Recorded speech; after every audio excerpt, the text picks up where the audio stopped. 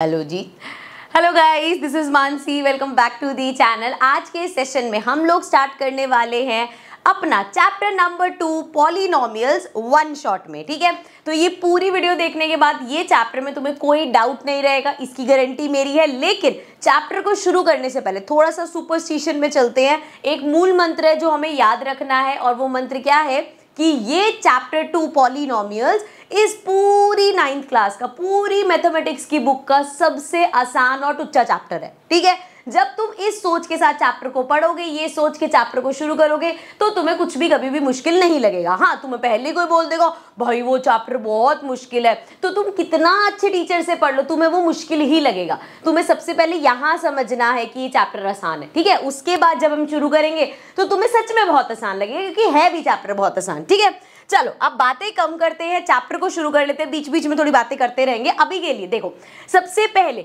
Polynomial word पे जाने से पहले ना कुछ छोटे छोटे से वर्ड समझ लेते हैं। जैसे वेरिएबल वर्ड क्या होता है। वेरिएबल, अगर इंग्लिश की बात करें तो इंग्लिश में हमारा वेरिएबल मतलब जो चीज वेरी करे मतलब अलग अलग हो सकती है। जैसे कि जब हम देखते हैं किसी एल्जेब्रिक एक्सप्रेशन में x है, अब ये x आपका 1 भी हो सकता है, 2 भी हो सकता है, -1, 30, 60, 90 कुछ भी हो सकता है। ठीक है, सो x y z ये सब यूजली हम लेते हैं अपने वेरिएबल्स। जैसे आपने देखा होगा इस तरीके से 2x + 7। अब ये 7 तो कांस्टेंट है, 7 चेंज नहीं होगा, उसकी वैल्यू 7 ही है। लेकिन ये जो 2x है, इसकी वैल्यू किस पे डिपेंड कर रही है? x पे।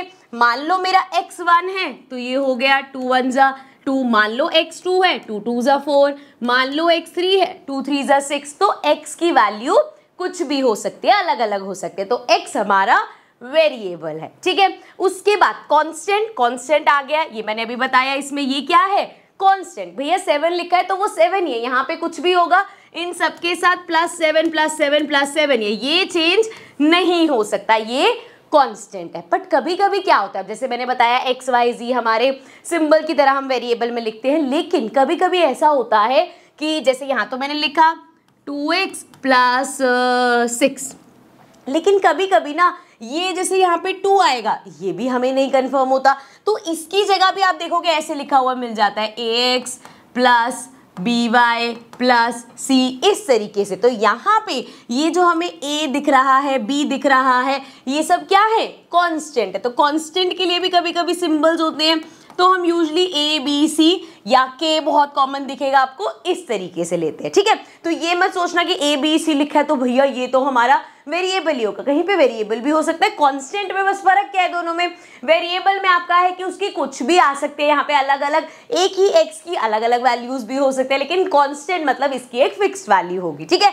ऐसा नहीं है जब भी आप इसको सॉल्व करोगे जो हमारा a है जो भी आएगा फिक्स होगा। अगर 2 आ गया तो वो 2 ही है थ्रू आउट। ठीक है, चलो आगे बढ़ते हैं। अब बात करते हैं कोफिशिएंट। कोफिशिएंट क्या होता है बेटा? देखो, जब भी यहाँ पे आप जैसे इधर आपको एक एल्जेब्रिक एक्सप्रेशन दिख रहा है, ये हमारा एक एल्जेब्रिक एक्सप्रेशन है। एल्जेब्रिक एक्सप्रेशन बनता कैसे है? सो ये जो हमारा एल्जेब्रिक एक्सप्रेशन है टर्म से बनता है। अरे क्या मैम बार बार नए नए वर्ड्स देते जा रहे हो, बताओ ना। मतलब ये है कि जैसे आपको ये पूरा दिख रहा है और इसके बीच में साइन दिख रहे होंगे। सो ये -x⁻⁻, मतलब -x3, ये हमारा एक टर्म है, ये एक टर्म है, ये एक टर्म है, ये एक टर्म है। ठीक है, और यही टर्म्स जब मिलती हैं, प्लस हो रही है, माइनस हो रही है, क्या बनाती हैं?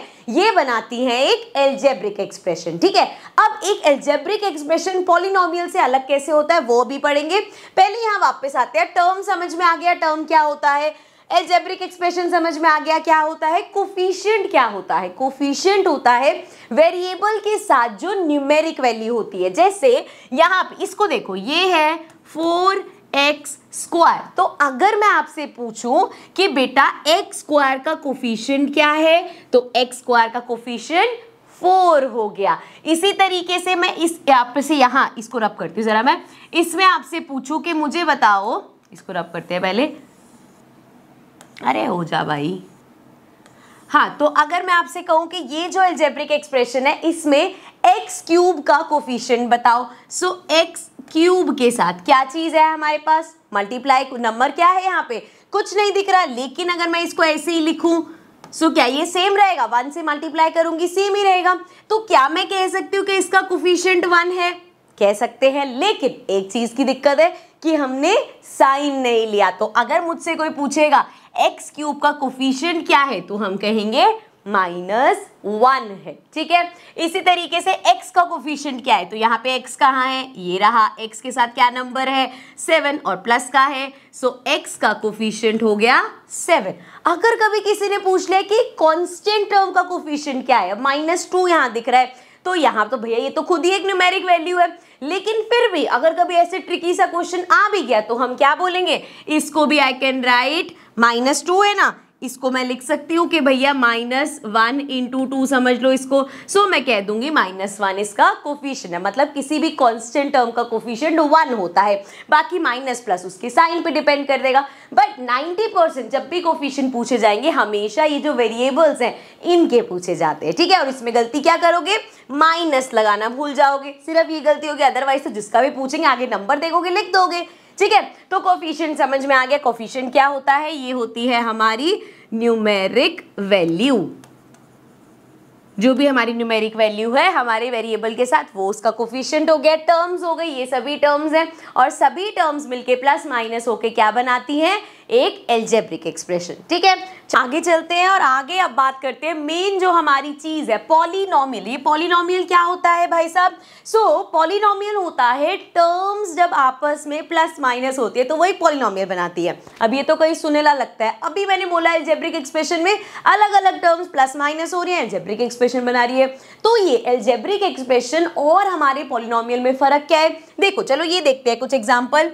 2x x² + 2x x³ - x² + 4x + 7, ये सब क्या है, पॉलिनोमियल भी है और हमारे एल्जेब्रिक एक्सप्रेशन भी, क्योंकि वही अलग अलग टर्म्स प्लस माइनस हो रही है, ठीक है। टर्म्स में वेरिएबल भी है, कांस्टेंट भी है, एक्सपोनेंट भी है। एक्सपोनेंट बोले तो ये जो पावर होती है, ठीक है। अब देखो कहाँ खेल बदलता है, अगर मैं यहाँ पे ऐसे लिख रही हूँ 2x² + 4x + 7 और मैंने लिखा 2x -2 + 4x + 7, दोनों में क्या डिफरेंस है, क्लियर दिख रहा है भाई, इसकी पावर मतलब 2 है, इसकी पावर -2 है, सिर्फ ये फर्क है। और यही फर्क है भाई तुम्हारा एल्जेब्रिक एक्सप्रेशन और एक पॉलिनोमियल में, मतलब जो पॉलिनोमियल होता है उसकी पावर ऐसे नेगेटिव नहीं हो सकती, मतलब पॉलिनोमियल के जो एक्सपोनेंट होते हैं या जो पॉलिनोमियल में हमारे वेरिएबल की पावर होती है वो हमेशा एक होल नंबर होती है। होल नंबर बोला तो 0 1 2 3 टक टक टक टक कुछ भी हो सकता है, लेकिन नेगेटिव नहीं हो सकती, अपॉन में नहीं हो सकती, या हम कह सकते हैं रूट में नहीं हो सकती। मतलब अगर एक एक्सप्रेशन में आपके पास ऐसे √x आ रहा है, सो दैट मीन्स ये हमारा पॉलिनोमियल नहीं है, क्योंकि √x का क्या मतलब है, x की power half, which means again whole number नहीं है पावर में, तो हम कहेंगे ये पॉलिनोमियल नहीं है। अब जैसे इन दोनों की अगर मैं बात करूं तो ये और ये दोनों ही एल्जेब्रिक एक्सप्रेशंस हैं, लेकिन पॉलिनोमियल ये वाला है, ये वाला नहीं है, ठीक है। अब एक बार पढ़ते हैं, ये सारे एग्जांपल देख लिया आपने। All the algebraic expressions have only whole numbers as the exponent of the variable. हमने देखा वेरिएबल जो है हमारा, उसके जो एक्सपोनेंट है मतलब उसकी जो पावर है वो होल नंबर में होगी तो पॉलिनोमियल होगा, या अदरवाइज नहीं। अब इससे रिलेटेड क्वेश्चन आ जाता है ऑल्सो, ये भी देख लो, expressions of this form are called polynomial in one variable. क्यों वन वेरिएबल, क्योंकि यहाँ पे दिख रहा है सिर्फ x की बात हो रही है। यही अगर ऐसा होता 2x + 7y = 8, इस तरीके से कुछ होता, तो हम क्या बोलते कि ये हमारे पास दो वेरिएबल आ गए, तो पॉलिनोमियल इन 2 वेरिएबल हो गया। ऑल्सो माइनस पूरा इक्वेशन बनाने की जगह इसको -8 लिख देते हैं, ठीक है। तो ये हमारे क्या हो गया, 2 वेरिएबल में, ठीक है। चलो अब क्वेश्चन किस तरीके से आपसे पूछा जा सकता है कि आपको अलग अलग पॉलिनोमियल्स दे दिए या एक्सप्रेशंस दे दिए और पूछा कि बताओ ये पॉलिनोमियल है या नहीं। जैसे √x + 3, अभी हमने बात करी √x का क्या मतलब है बच्चे, x की पावर 1/2, तो क्या पावर होल नंबर है, नहीं, तो मतलब ये एक पॉलिनोमियल नहीं होगा। इसी तरीके से x + 1/x, जब इस तरीके का कोई क्वेश्चन आएगा ना तो आपका दिमाग क्या चलेगा, यार एक बार इसको ऐसे करते हैं, ये यहाँ से लिया हमने, अपॉन में x हो गया, ये x² हो जाएगा +1, सो ये आ गया x² + 1 अपॉन में x। अभी भी बात तो वही है। अब मुझे एक बात बताओ, अगर अपॉन में तुम्हारे पास x है। याद है हमने किया था कि अगर आपके पास लेट्स सपोज x की जो पावर है, जैसे यहाँ पे है ना 1/x raise to the power a है, ठीक है, तो अगर आपको इसको ऊपर लेके आने तो आपको क्या करना पड़ेगा, x raise to the power -a हो जाएगी। अभी हम उसमें पढ़ के आए थे लास्ट चैप्टर में, ठीक है। इस तरीके से होता है कि मतलब अपॉन से अगर आपको ऊपर लाना है तो इसकी पावर नेगेटिव हो जाएगी, या अगर आपके पास x -a है, इसको पॉजिटिव करना है तो इसको 1/, कर दो तो पावर पॉजिटिव हो जाएगी। तो यहाँ पे भी इसका मतलब यही तो हुआ कि x एज इट इज और प्लस 1/x है, x को ऊपर लाओगे तो उसकी पावर -1 हो जाएगी। और अगर पावर -1 हो गई तो क्या ये पॉलिनोमियल है? नहीं। सो दैट मीन्स ये हमारे पॉलिनोमियल नहीं है। इसके अलावा अगर आपको कोई कहे क्या ये 2, -5, 7, 6, 8 कोई भी ऐसा नंबर दे दे, क्या ये पॉलिनोमियल है? आप सोचो कि ये तो कांस्टेंट है, क्या हम इसको पॉलिनोमियल बोल सकते हैं? हाँ बिल्कुल बोल सकते हो। क्यों? पहली बात तो इसको क्या बोलते हैं, इसको हम बोलते हैं कांस्टेंट पॉलिनोमियल। अब आप कहोगी यार मैम इसमें अलग अलग टर्म्स तो है नहीं। क्यों नहीं है? मान लो मेरे पास 2 है और मैंने इसको लिख दिया 0 × x + 2। क्या है ये? 2 ही तो है अभी भी। या मैंने और आगे कर दिया 0x² + 0x + 2, बन गया ना पॉलिनोमियल। सो दैट मीन्स ये पूरा तो 0 हो जाएगा। तो ये सारे क्या होते हैं हमारे कांस्टेंट पॉलिनोमियल। ऐसे बहुत सारे हो सकते हैं, ठीक है। उसके अलावा आप जैसे ये कांस्टेंट है, क्या ये अगर मैं 0 लिख के देती, क्या ये पॉलिनोमियल है? हाँ जी, 0 भी आपका पॉलिनोमियल है। इसको हम बोलते हैं 0 पॉलिनोमियल। सिंपल, ठीक है। सो अगर कोई आपसे ऐसे पूछे कोई कांस्टेंट टर्म देके क्या ये पॉलिनोमियल है, तो आप डंके की चोट पे बोल देना हाँ भैया है ये पॉलिनोमियल, ठीक है। चलो आगे बढ़ते हैं। अब जरा एक क्वेश्चन देख लेते हैं, ठीक है, किस तरीके से क्वेश्चन पूछा जा सकता है। विच of these is a polynomial in 1 variable? इसमें हमें बताना है कौन सा पॉलिनोमियल इन 1 वेरिएबल है। सबसे पहले the perimeter of square whose length or side is represented by the expression this। so perimeter, square के पेरीमीटर का फॉर्मूला क्या होता है भाई? पेरीमीटर का हमारा फॉर्मूला होता है, स्क्वायर के पेरीमीटर का फॉर्मूला होता है 4 × साइड। सो यहाँ पे देखो 4, साइड कितनी दे रखी है? √x। 4 √x, क्या ये पॉलिनोमियल है? √x का मतलब क्या है? x की पावर 1/2 पॉलिनोमियल नहीं है। सो फर्स्ट पॉलिनोमियल नहीं है। सेकंड देखो, the area of square whose length of side is represented by this. Area of square क्या होता है भाई? अब सो हमारा एरिया ऑफ स्क्वायर होता है साइड इंटू में साइड, या साइड स्क्वायर बोल दो। अब यहाँ साइड कितना दे रखा है देख लो, 1 + √x। इसको मल्टीप्लाई करना है, ऐसे मल्टीप्लाई करना है 1 + √x से। तो यहाँ पे क्या करेंगे हम, कैसे करते हैं? वैसे तो भी हम लास्ट चैप्टर के बिल्कुल एंड में ना वो समझेंगे अपनी आइडेंटिटीज, तो तब आपको और इजी लगेगा। बट अभी के लिए हम ऐसे जैसे नॉर्मल मल्टीप्लाई करते हैं। 1 को इस पूरे से मल्टीप्लाई किया, 1 + √x आ गया। अब √x को करो, so plus √x × 1 √x plus √x × √x करो x। सो ये हमारे पास क्या आ गया, 1 + 2 √x प्लस x। क्या ये अभी भी आपके पास पॉलिनोमियल बना? नहीं, क्योंकि हमारे पास वेरिएबल क्या है? रूट में है। सो ये भी एक पॉलिनोमियल नहीं है। नेक्स्ट देखो, the area of rectangle whose length of side is represented by the expression this and this। so यहाँ पे क्या बोला है? रेक्टेंगल का एरिया। एरिया ऑफ रेक्टेंगल क्या होता है हमारा? एरिया ऑफ रेक्टेंगल होता है लेंथ इंटू ब्रेथ, ठीक है। थर्ड पार्ट है ये हमारा। इसको चेक करें, मल्टीप्लाई करो, 2 + √x मल्टीप्लाई होगा √x से। सो 2 × √x करेंगे 2 √x मिलेगा, प्लस √x × √x करेंगे x मिलेगा। क्या अब ये हमारे पास पॉलिनोमियल आया है? नहीं जी, क्योंकि अभी भी रूट में दिख रहा है भी इसमें से कोई पॉलिनोमियल। चलो लास्ट वाला चेक करते हैं। लास्ट हमारे पास फोर्थ पार्ट है, the perimeter of a rectangle whose length of side is represented by the expression this and this.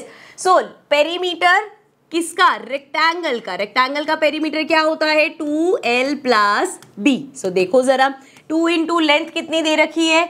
x² + √x and plus b कितना है? 5 - √x, ठीक है। सो ये हो गया हमारा 2 एंड यहाँ पे देखो अगर हम इसको सॉल्व करेंगे, सो ये x² एज इट इज, ये प्लस का √x, ये माइनस का √x कैंसिल हो जाएगा। क्या बचा? +5 बचा। अब देखो जरा, 2 × x², 2x² + 5 × 2 = 10। सो अब ये देख के बताओ मुझे, क्या ये एक पॉलिनोमियल है?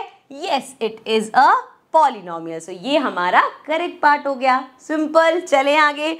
चलो नेक्स्ट देखो, डिनोट दी पॉलिनोमियल। डिनोट कैसे करते हैं? बहुत जगह आपने देखा होगा पॉलिनोमियल को ना हम यूजली ऐसे लिखते हैं, ठीक है। अब इसमें x क्या, जो वेरिएबल है, मान लो तुम्हारे पास ऐसे है 2x² प्लस 4x प्लस 9, इस तरीके से है, तो आपने इसको लिख दिया कि ये पॉलिनोमियल x। लेकिन अगर ये है let's suppose 2y² plus 4y plus 9, तो इसको हम क्या लिखेंगे? p और ब्रैकेट में y, मतलब ब्रैकेट में क्या आ रहा है? जो वेरिएबल है आपके पास वो आएगा। ठीक है, समझ में आया? इसी तरीके से जैसे यहाँ पे x है, ये px हो गया।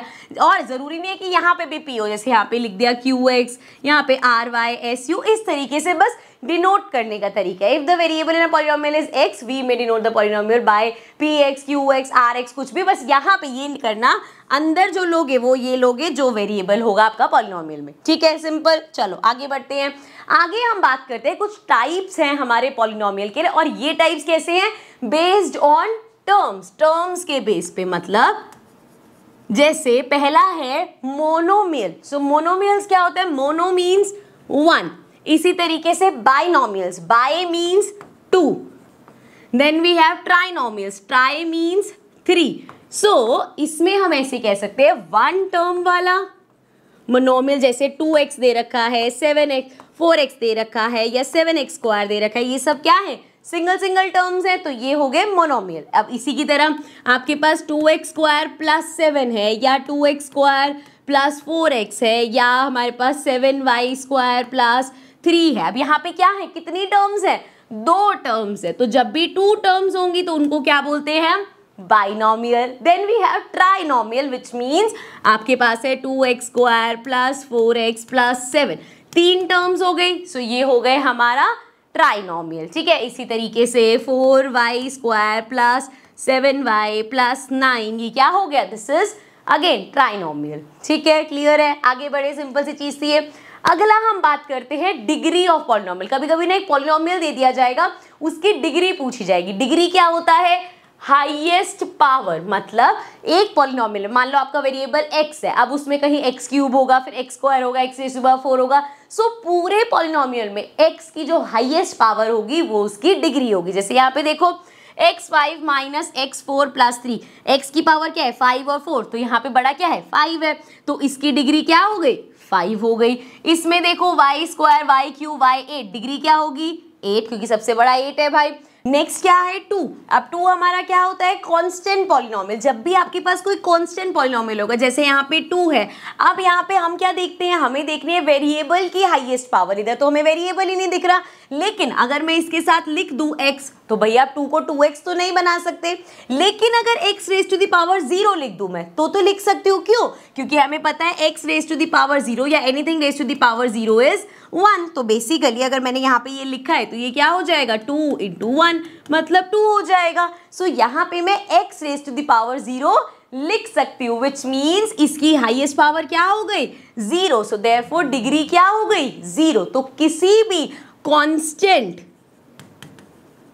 पॉलिनोमियल की, किसी भी कांस्टेंट पॉलिनोमियल की जो डिग्री होती है दैट इज ऑलवेज 0। वो डिग्री हमेशा 0 होती है। अब अगर यही पूछ लिया जाए कि बताओ भाई इस पॉलिनोमियल, 0 एक पॉलिनोमियल होता है, बिल्कुल होता है, अभी हमने पढ़ा था, इसको क्या बोलते हैं? 0 पॉलिनोमियल। सो इसकी डिग्री क्या होगी? अब हो गया, यार इसके साथ भी लिख देंगे हम, ऐसे लिखा x⁻0, 0 0 × 1 0, लेकिन फिर तो मैं इसके साथ x⁻1 भी लिखती तो 0 × x 0 हो जाता। अगर मैं इसके साथ x⁻12 लिखती तब भी ये 0 ही हो जाता। मतलब इसमें तो सब में ही 0 हो रहा है, मैं x की पावर कुछ भी लिखूं 0 हो ही जाएगा, क्योंकि अल्टीमेटली 0 से ही मल्टीप्लाई हो रहा है। इसीलिए जब भी 0 की डिग्री लिखनी होती है तो हम बोलते हैं नॉट डिफाइन, क्योंकि भैया बहुत सारी पॉसिबिलिटीज है यहाँ पे, क्योंकि 0 से मल्टीप्लाई कुछ भी होगा। 0 × x² करोगे 0 ही आएगा, 0 × x³ कर लो 0 ही आएगा, 0 × x⁻100 कर दो 0 ही आएगा। सो देयरफॉर हम कहेंगे कि 0 जो है इसकी डिग्री नॉट डिफाइन होती है। कंफ्यूज करने के लिए ज्यादातर यही दे देंगे कि 0 का बताओ या किसी कांस्टेंट का बताओ, क्योंकि उन्हें पता है यहाँ तो देख के आराम से बता ही दोगे आप। ठीक है, चलो आगे बढ़ते हैं। आगे है हमारे पास लीनियर क्वाड्रेटिक क्यूबिक। जैसे अभी हमने देखा था टर्म्स के हिसाब से पॉलिनोमियल 3 तरह से होते हैं, कौन कौन से? Monomial, binomial, trinomial. सो अब यहाँ पे डिग्री के हिसाब से 3 तरह के हमारे पास होते हैं पॉलिनोमियल। क्या क्या?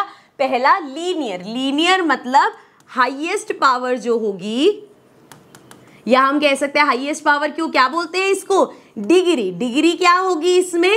1 होगी। मतलब 2x plus 7 4y plus 8 3x plus 14 या 3x प्लस 7, इस मतलब कुछ भी लिख सकते हैं। बस क्या होगा यहाँ पे?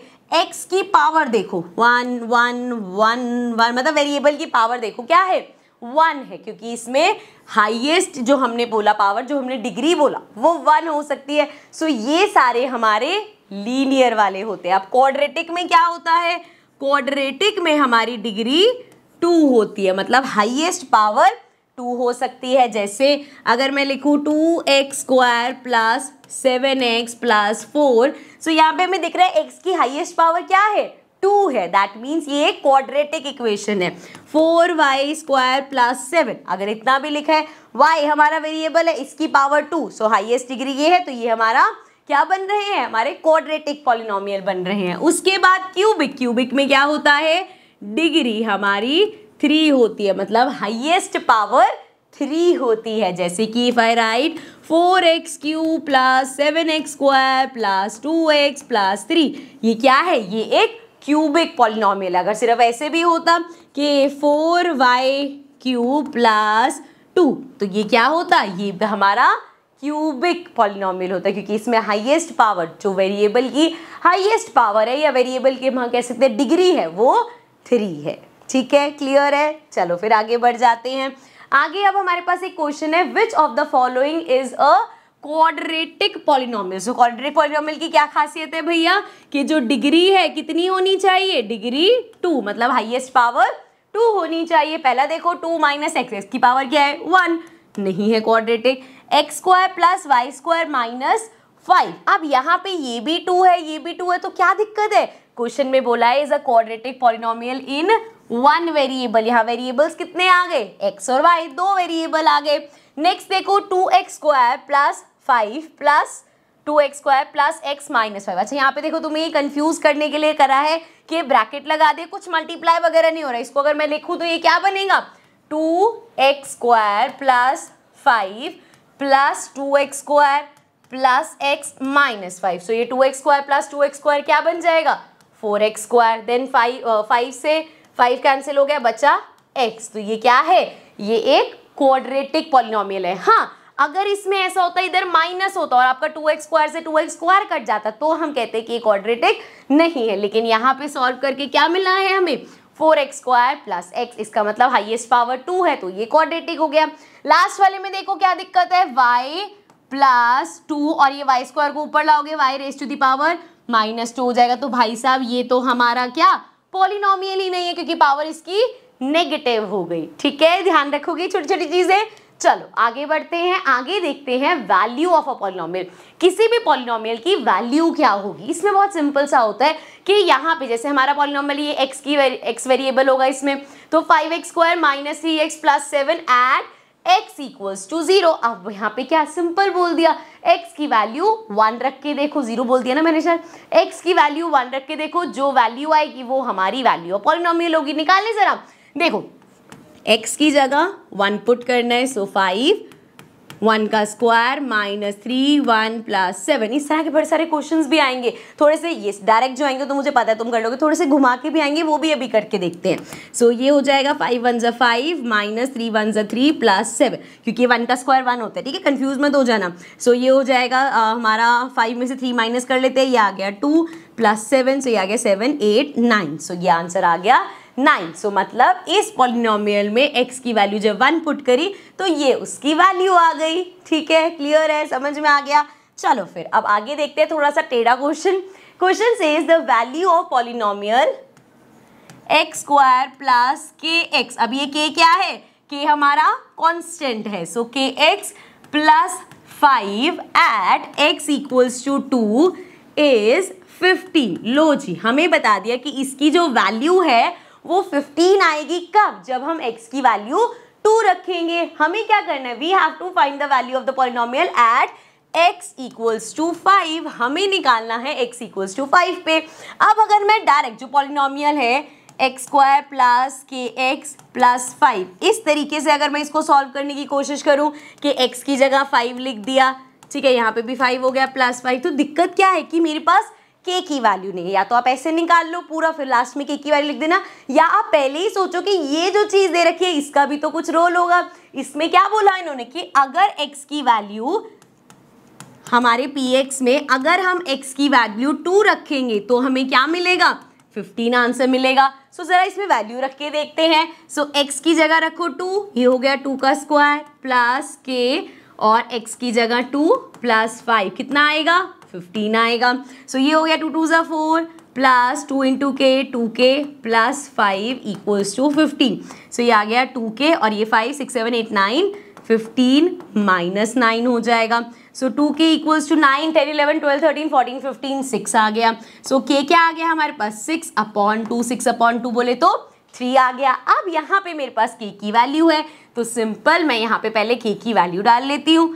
सो यहाँ पे लिख दिया मैंने, 3 आया है ना, 3 हो गया 5 का स्क्वायर 25 प्लस 5 3 ज़ा 15 प्लस 5, सो 15 20 20 40 45 आ जाएगा हमारा आंसर। तो इस तरीके से क्वेश्चन उतना ही सिंपल है। थोड़ा सा इधर उधर से कान पकड़ लेते हैं कि बच्चों को लगे कि हाँ कुछ भैया बड़ा तगड़ा क्वेश्चन आया था ये, ठीक है, क्लियर है। चलो आगे देखते हैं। आगे है हमारे पास zeros of a polynomial. Zeros of polynomial क्या होता है? यहाँ पे जीरो सुन के लगेगा कि जो इसकी बात हो रही है, ये वाले की बात हो रही है, नहीं, कुछ कुछ रिलेटेड है इस वाले जीरो से, लेकिन क्या मतलब है इसका? मतलब अभी हमने देखा x की वैल्यू समझ में आई, इसने x की वैल्यू 1 रखी, कहीं 2 रखी, कहीं 5 रखी। सो x की कोई वैल्यू जिससे पूरा का पूरा जो हमारा पॉलिनोमियल है वो जीरो हो जाए। मतलब जैसे मेरे पास है 4x माइनस 8, ठीक है, 4x माइनस 8। अब अगर मुझे यहाँ पे कोई कहे x इक्वल्स टू 2, इसकी वैल्यू रखो, सो क्या होगा? 4x की जगह रखा 2 माइनस 8, सो 4 2 ज़ा 8 माइनस 8, क्या मिला मुझे? 0 मिल गया। सो मतलब ये जो 2x इक्वल्स टू 2 है, ये इस पॉलिनोमियल का 0 बन गया।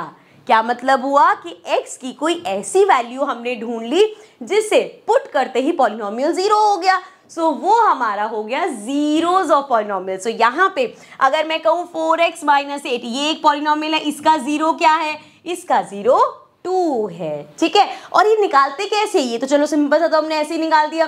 अगर वैसे निकालना हो तो मैं 4x माइनस 8 को 0 के इक्वल रखती, ये हो जाएगा 4x, 8 माइनस का इधर आके प्लस का, ये हो जाता x, ये है 8, 4 से डिवाइड करो, क्या आ जाता? x इक्वल्स टू 2 आ जाता। यहाँ से मिल जाता मुझे। समझ में आ गया? क्लियर हो गया? कभी भी अगर पॉलिनोमियल का 0, पहले तो पता होना चाहिए होता क्या है। अच्छा, इस जीरोस को हम रूट्स भी बोलते हैं कि ये रूट है पॉलिनोमियल का। सो रूट्स ऑफ पॉलिनोमियल या जीरोस ऑफ पॉलिनोमियल होता है x की या वेरिएबल की ऐसी वैल्यू जिससे हमारा पूरा पॉलिनोमियल 0 हो जाए। ठीक है, क्लियर है? कैसे निकालते हैं वो भी समझ आ गया। चलो फिर आगे क्वेश्चन देख लेते हैं फटाफट से। Find the zero of polynomial in each of the following cases. तो कैसे निकालते हैं हम? जैसे अभी हमने देखा px इक्वल्स टू कितना दे रखा है हमें? 2x प्लस 5, इसको 0 के इक्वल रख दो। सो 2x प्लस 5 इक्वल्स टू 0, ये हो जाएगा 2x, इधर प्लस 5 इधर जाके माइनस 5, x इक्वल्स टू आ गया -5/2। मतलब x की वैल्यू अगर आप -5/2 रखोगे तो आपका जो पॉलिनोमियल है 0 हो जाएगा। ठीक है, बी पार्ट देखो। बी पार्ट में अगेन हमें जीरोस निकालना है। सो ये क्या दे रखा है? gx equals to 3 minus 6x। तो 3 माइनस 6x इक्वल्स टू 0 रखा, माइनस 6x इक्वल्स टू 3 उधर भेज दो, माइनस का 3 हो गया, माइनस से माइनस कैंसिल, x हो गया 3/6, तो x हो जाएगा 1/2। तो x की वैल्यू क्या आ गई? 1/2। तो मतलब क्या 0 हो गया इसका? 1/2। सिंपल कि जब आप इस इक्वेशन में x को 1/2 रखोगे तो पॉलिनोमियल 0 हो जाएगा। सिंपल। चलो फिर आगे बढ़ जाते हैं। Now factorization of polynomials. अब पॉलिनोमियल्स की फैक्टराइजेशन, फैक्टराइजेशन क्या काम करते हैं, ये वर्ड कहाँ सुना हुआ है, हमने ये वर्ड सुना था प्राइम फैक्टराइजेशन में, है ना। सो जब भी हम प्राइम फैक्टराइजेशन करते हैं जैसे किसी भी नंबर की, तो जैसे मान लो 32 है, अब इसका प्राइम फैक्टराइजेशन कर रहे हैं, 2 से किया ये आ गया हमारे पास 1, ये आ गया 6, फिर 2 से किया ये हमारे पास आ गया 8, 2 से किया 4, फिर 2 से किया 2, 2 एंड 1। अब ये जितने भी यहाँ दिख रहे हैं आपको 16, 8, 4, 2 और ये यहाँ पे तो 2 आया है, ये सारे क्या है हमारे 32 के फैक्टर्स आ गए, ठीक है। तो प्राइम फैक्टराइजेशन से भी हम फैक्टर्स निकालते थे या जो फैक्टर ट्री बनाते थे उससे भी निकालते थे, लेकिन पॉलिनोमियल्स की फैक्टर्स कैसे निकालेंगे, ठीक है। अब इसको एक सिंपल वो एग्जांपल से समझते हैं। देखो पूछते कैसे है, examine whether x + 2 is a factor of this. So हमें यहाँ पे वो ऐसे पूछेंगे कि बताओ क्या ये इसका फैक्टर है। तो यहाँ पे इसको थोड़ा सिंप्लीफाई करके समझो। अगर मैं आपको बोलूं इज 7 फैक्टर ऑफ 343, अगर मैं आपसे पूछ रही हूँ क्या 7 343 का फैक्टर है, मतलब क्या 7 को किसी नंबर से मल्टीप्लाई करके हम 343 ला सकते हैं।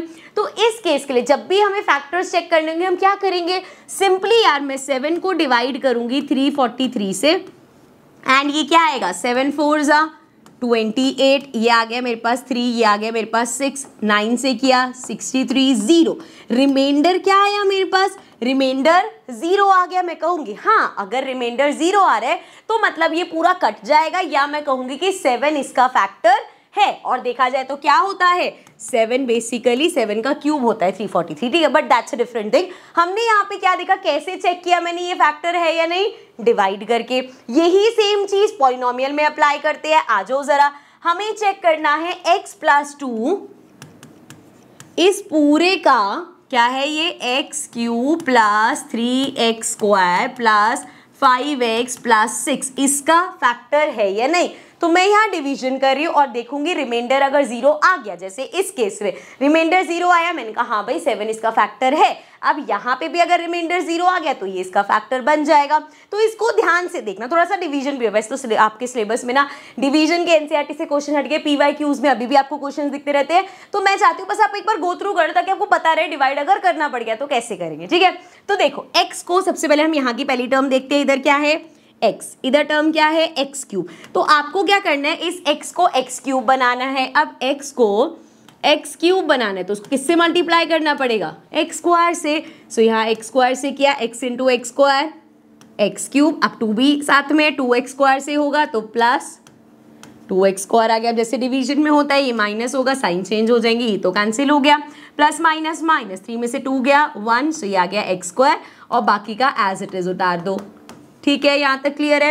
अब इस x को मुझे x² बनाना है तो क्या करना पड़ेगा, x से मल्टीप्लाई, x को मल्टीप्लाई किया x से, सो x को x से किया x², देन 2 को x से किया 2x, ठीक है, अगेन माइनस माइनस कैंसिल हो गया, 5 में से 2 माइनस किया 3x और उधर से +6 आ गया। अब x को 3x बनाना है तो x को 3 से मल्टीप्लाई कर दो भाई, सो x × 3 करेंगे 3x आ जाएगा, उसके बाद 2 × 3 करेंगे 6 आ जाएगा, सो माइनस माइनस ये पूरा कैंसिल हो गया। क्या मिला, रिमाइंडर मुझे 0 मिल गया। और अगर रिमाइंडर 0 आया है तो हम कह सकते हैं कि हाँ x + 2 हमारा फैक्टर है इस पॉलिनोमियल का। लेकिन अगर आप ये करना ही नहीं चाहते कि हाँ इतनी लंबी डिवीजन एक जरिए से क्वेश्चन को बताने के लिए, तो उसके लिए है हमारे पास रिमाइंडर थ्योरम, जो कि बेस्ड है फैक्टर थ्योरम पे। तो नाउ इट्स टाइम कि हम ये समझें कि रिमाइंडर थ्योरम और फैक्टर थ्योरम का क्या काम है। देखो सबसे पहले बात करें अगर हम, क्योंकि ये बहुत बच्चों को कंफ्यूजन रहती है कि समझ ही नहीं आता कि ये दो थ्योरम्स कह क्या रही हैं, करना क्या चाहती हैं। फैक्टर थ्योरम हमारी सिंपल, जो अभी हम चीज करके आए, फैक्टर थ्योरम कहते हैं कि रिमाइंडर जो है अगर 0 आ रहा है, डिवीजन करने के बाद रिमाइंडर अगर 0 आ रहा है तो हम कहेंगे कि फैक्टर है। अगर रिमाइंडर 0 नहीं आ रहा तो हम कहेंगे कि फैक्टर नहीं है। आई राइट इट अगेन कि ये फैक्टर नहीं है। मतलब कोई भी क्वेश्चन, जैसे अभी आपने देखा कि एक आपको ये दे रखा था, मान लो इसको gx बोल दिया, ठीक है, और ये पॉलिनोमियल px हो गया। ये इसका फैक्टर है या नहीं, हमने डिवाइड किया इसको, प्लस नहीं, हमने इसको डिवाइड किया, डिवाइड करके देखा अगर रिमाइंडर 0 आ रहा है तो फैक्टर है, अगर रिमाइंडर 0 नहीं आ रहा तो फैक्टर नहीं है। तो बस इतनी सी है हमारी फैक्टर थ्योरम। फैक्टर थ्योरम क्या कहती है, अगर रिमाइंडर 0 है तो फैक्टर है, अगर रिमाइंडर 0 नहीं है तो फैक्टर नहीं है। इतनी बात क्लियर है। अब फिर ये रिमाइंडर थ्योरम क्या कहती है, रिमाइंडर थ्योरम कहती है कि फैक्टर थ्योरम में ये जो डिवीजन का काम है, ये जो डिवीजन का काम है ना, मैं बिना डिवाइड करे आपको रिमाइंडर बता सकती हूँ। तो हमारी जो रिमाइंडर थ्योरम है वो कहती है डिवीजन करने की जरूरत ही नहीं, मैं तुम्हें बताऊंगी कि रिमाइंडर कैसे निकाल सकते हैं बिना डिवाइड करें। अब इसमें क्या होता है, देखो लास्ट वाले एग्जांपल पे ही चलते हैं। यहां पे हमारे पास था, थोड़ा सा स्पेस बना लेते हैं, अरे भाई इधर लिख लेते हैं, चलो मैं यहां पे हमारे पास क्या था, x प्लस 2, ये हमें चेक करना था फैक्टर है या नहीं, किसका, x cube plus 3x square plus 5x plus 6 इसका। हमारी रिमाइंडर थ्योरम के हिसाब से आपको क्या करना है, डिवीजन करने की जरूरत नहीं है, जो फैक्टर है ना उसको 0 के इक्वल रख दो। क्या बोला, पहला स्टेप क्या बोला, जो फैक्टर मतलब जो चेक करना है आपको फैक्टर, उसको 0 के इक्वल रख दो। x प्लस 2 को मैं अगर 0 के इक्वल रखूंगी तो यहाँ से x की वैल्यू निकाल लूंगी -2। तो क्या देखा हमने कि x को क्या देखा हमने कि हमारे पास जो फैक्टर, अरे भाई जो फैक्टर हमें चेक करने को बोला था उसको हमने 0 के इक्वल रख के x की वैल्यू निकाल ली। अब ये जो x की वैल्यू आई है इस पॉलिनोमियल में पुट करो। ये आ जाएगा हमारा -2 का cube then plus 3x square, मतलब अगेन -2 का स्क्वायर प्लस 5x हो गया -2 एंड क्या है आगे प्लस 6 है। ये हो गया -2 का क्यूब, 2 2 ज़ा 4, 4 2 ज़ा 8, लेकिन साइन क्या होगा, माइनस माइनस माइनस, 3 बार है, minus minus plus, plus minus minus, तो ये माइनस आ जाएगा।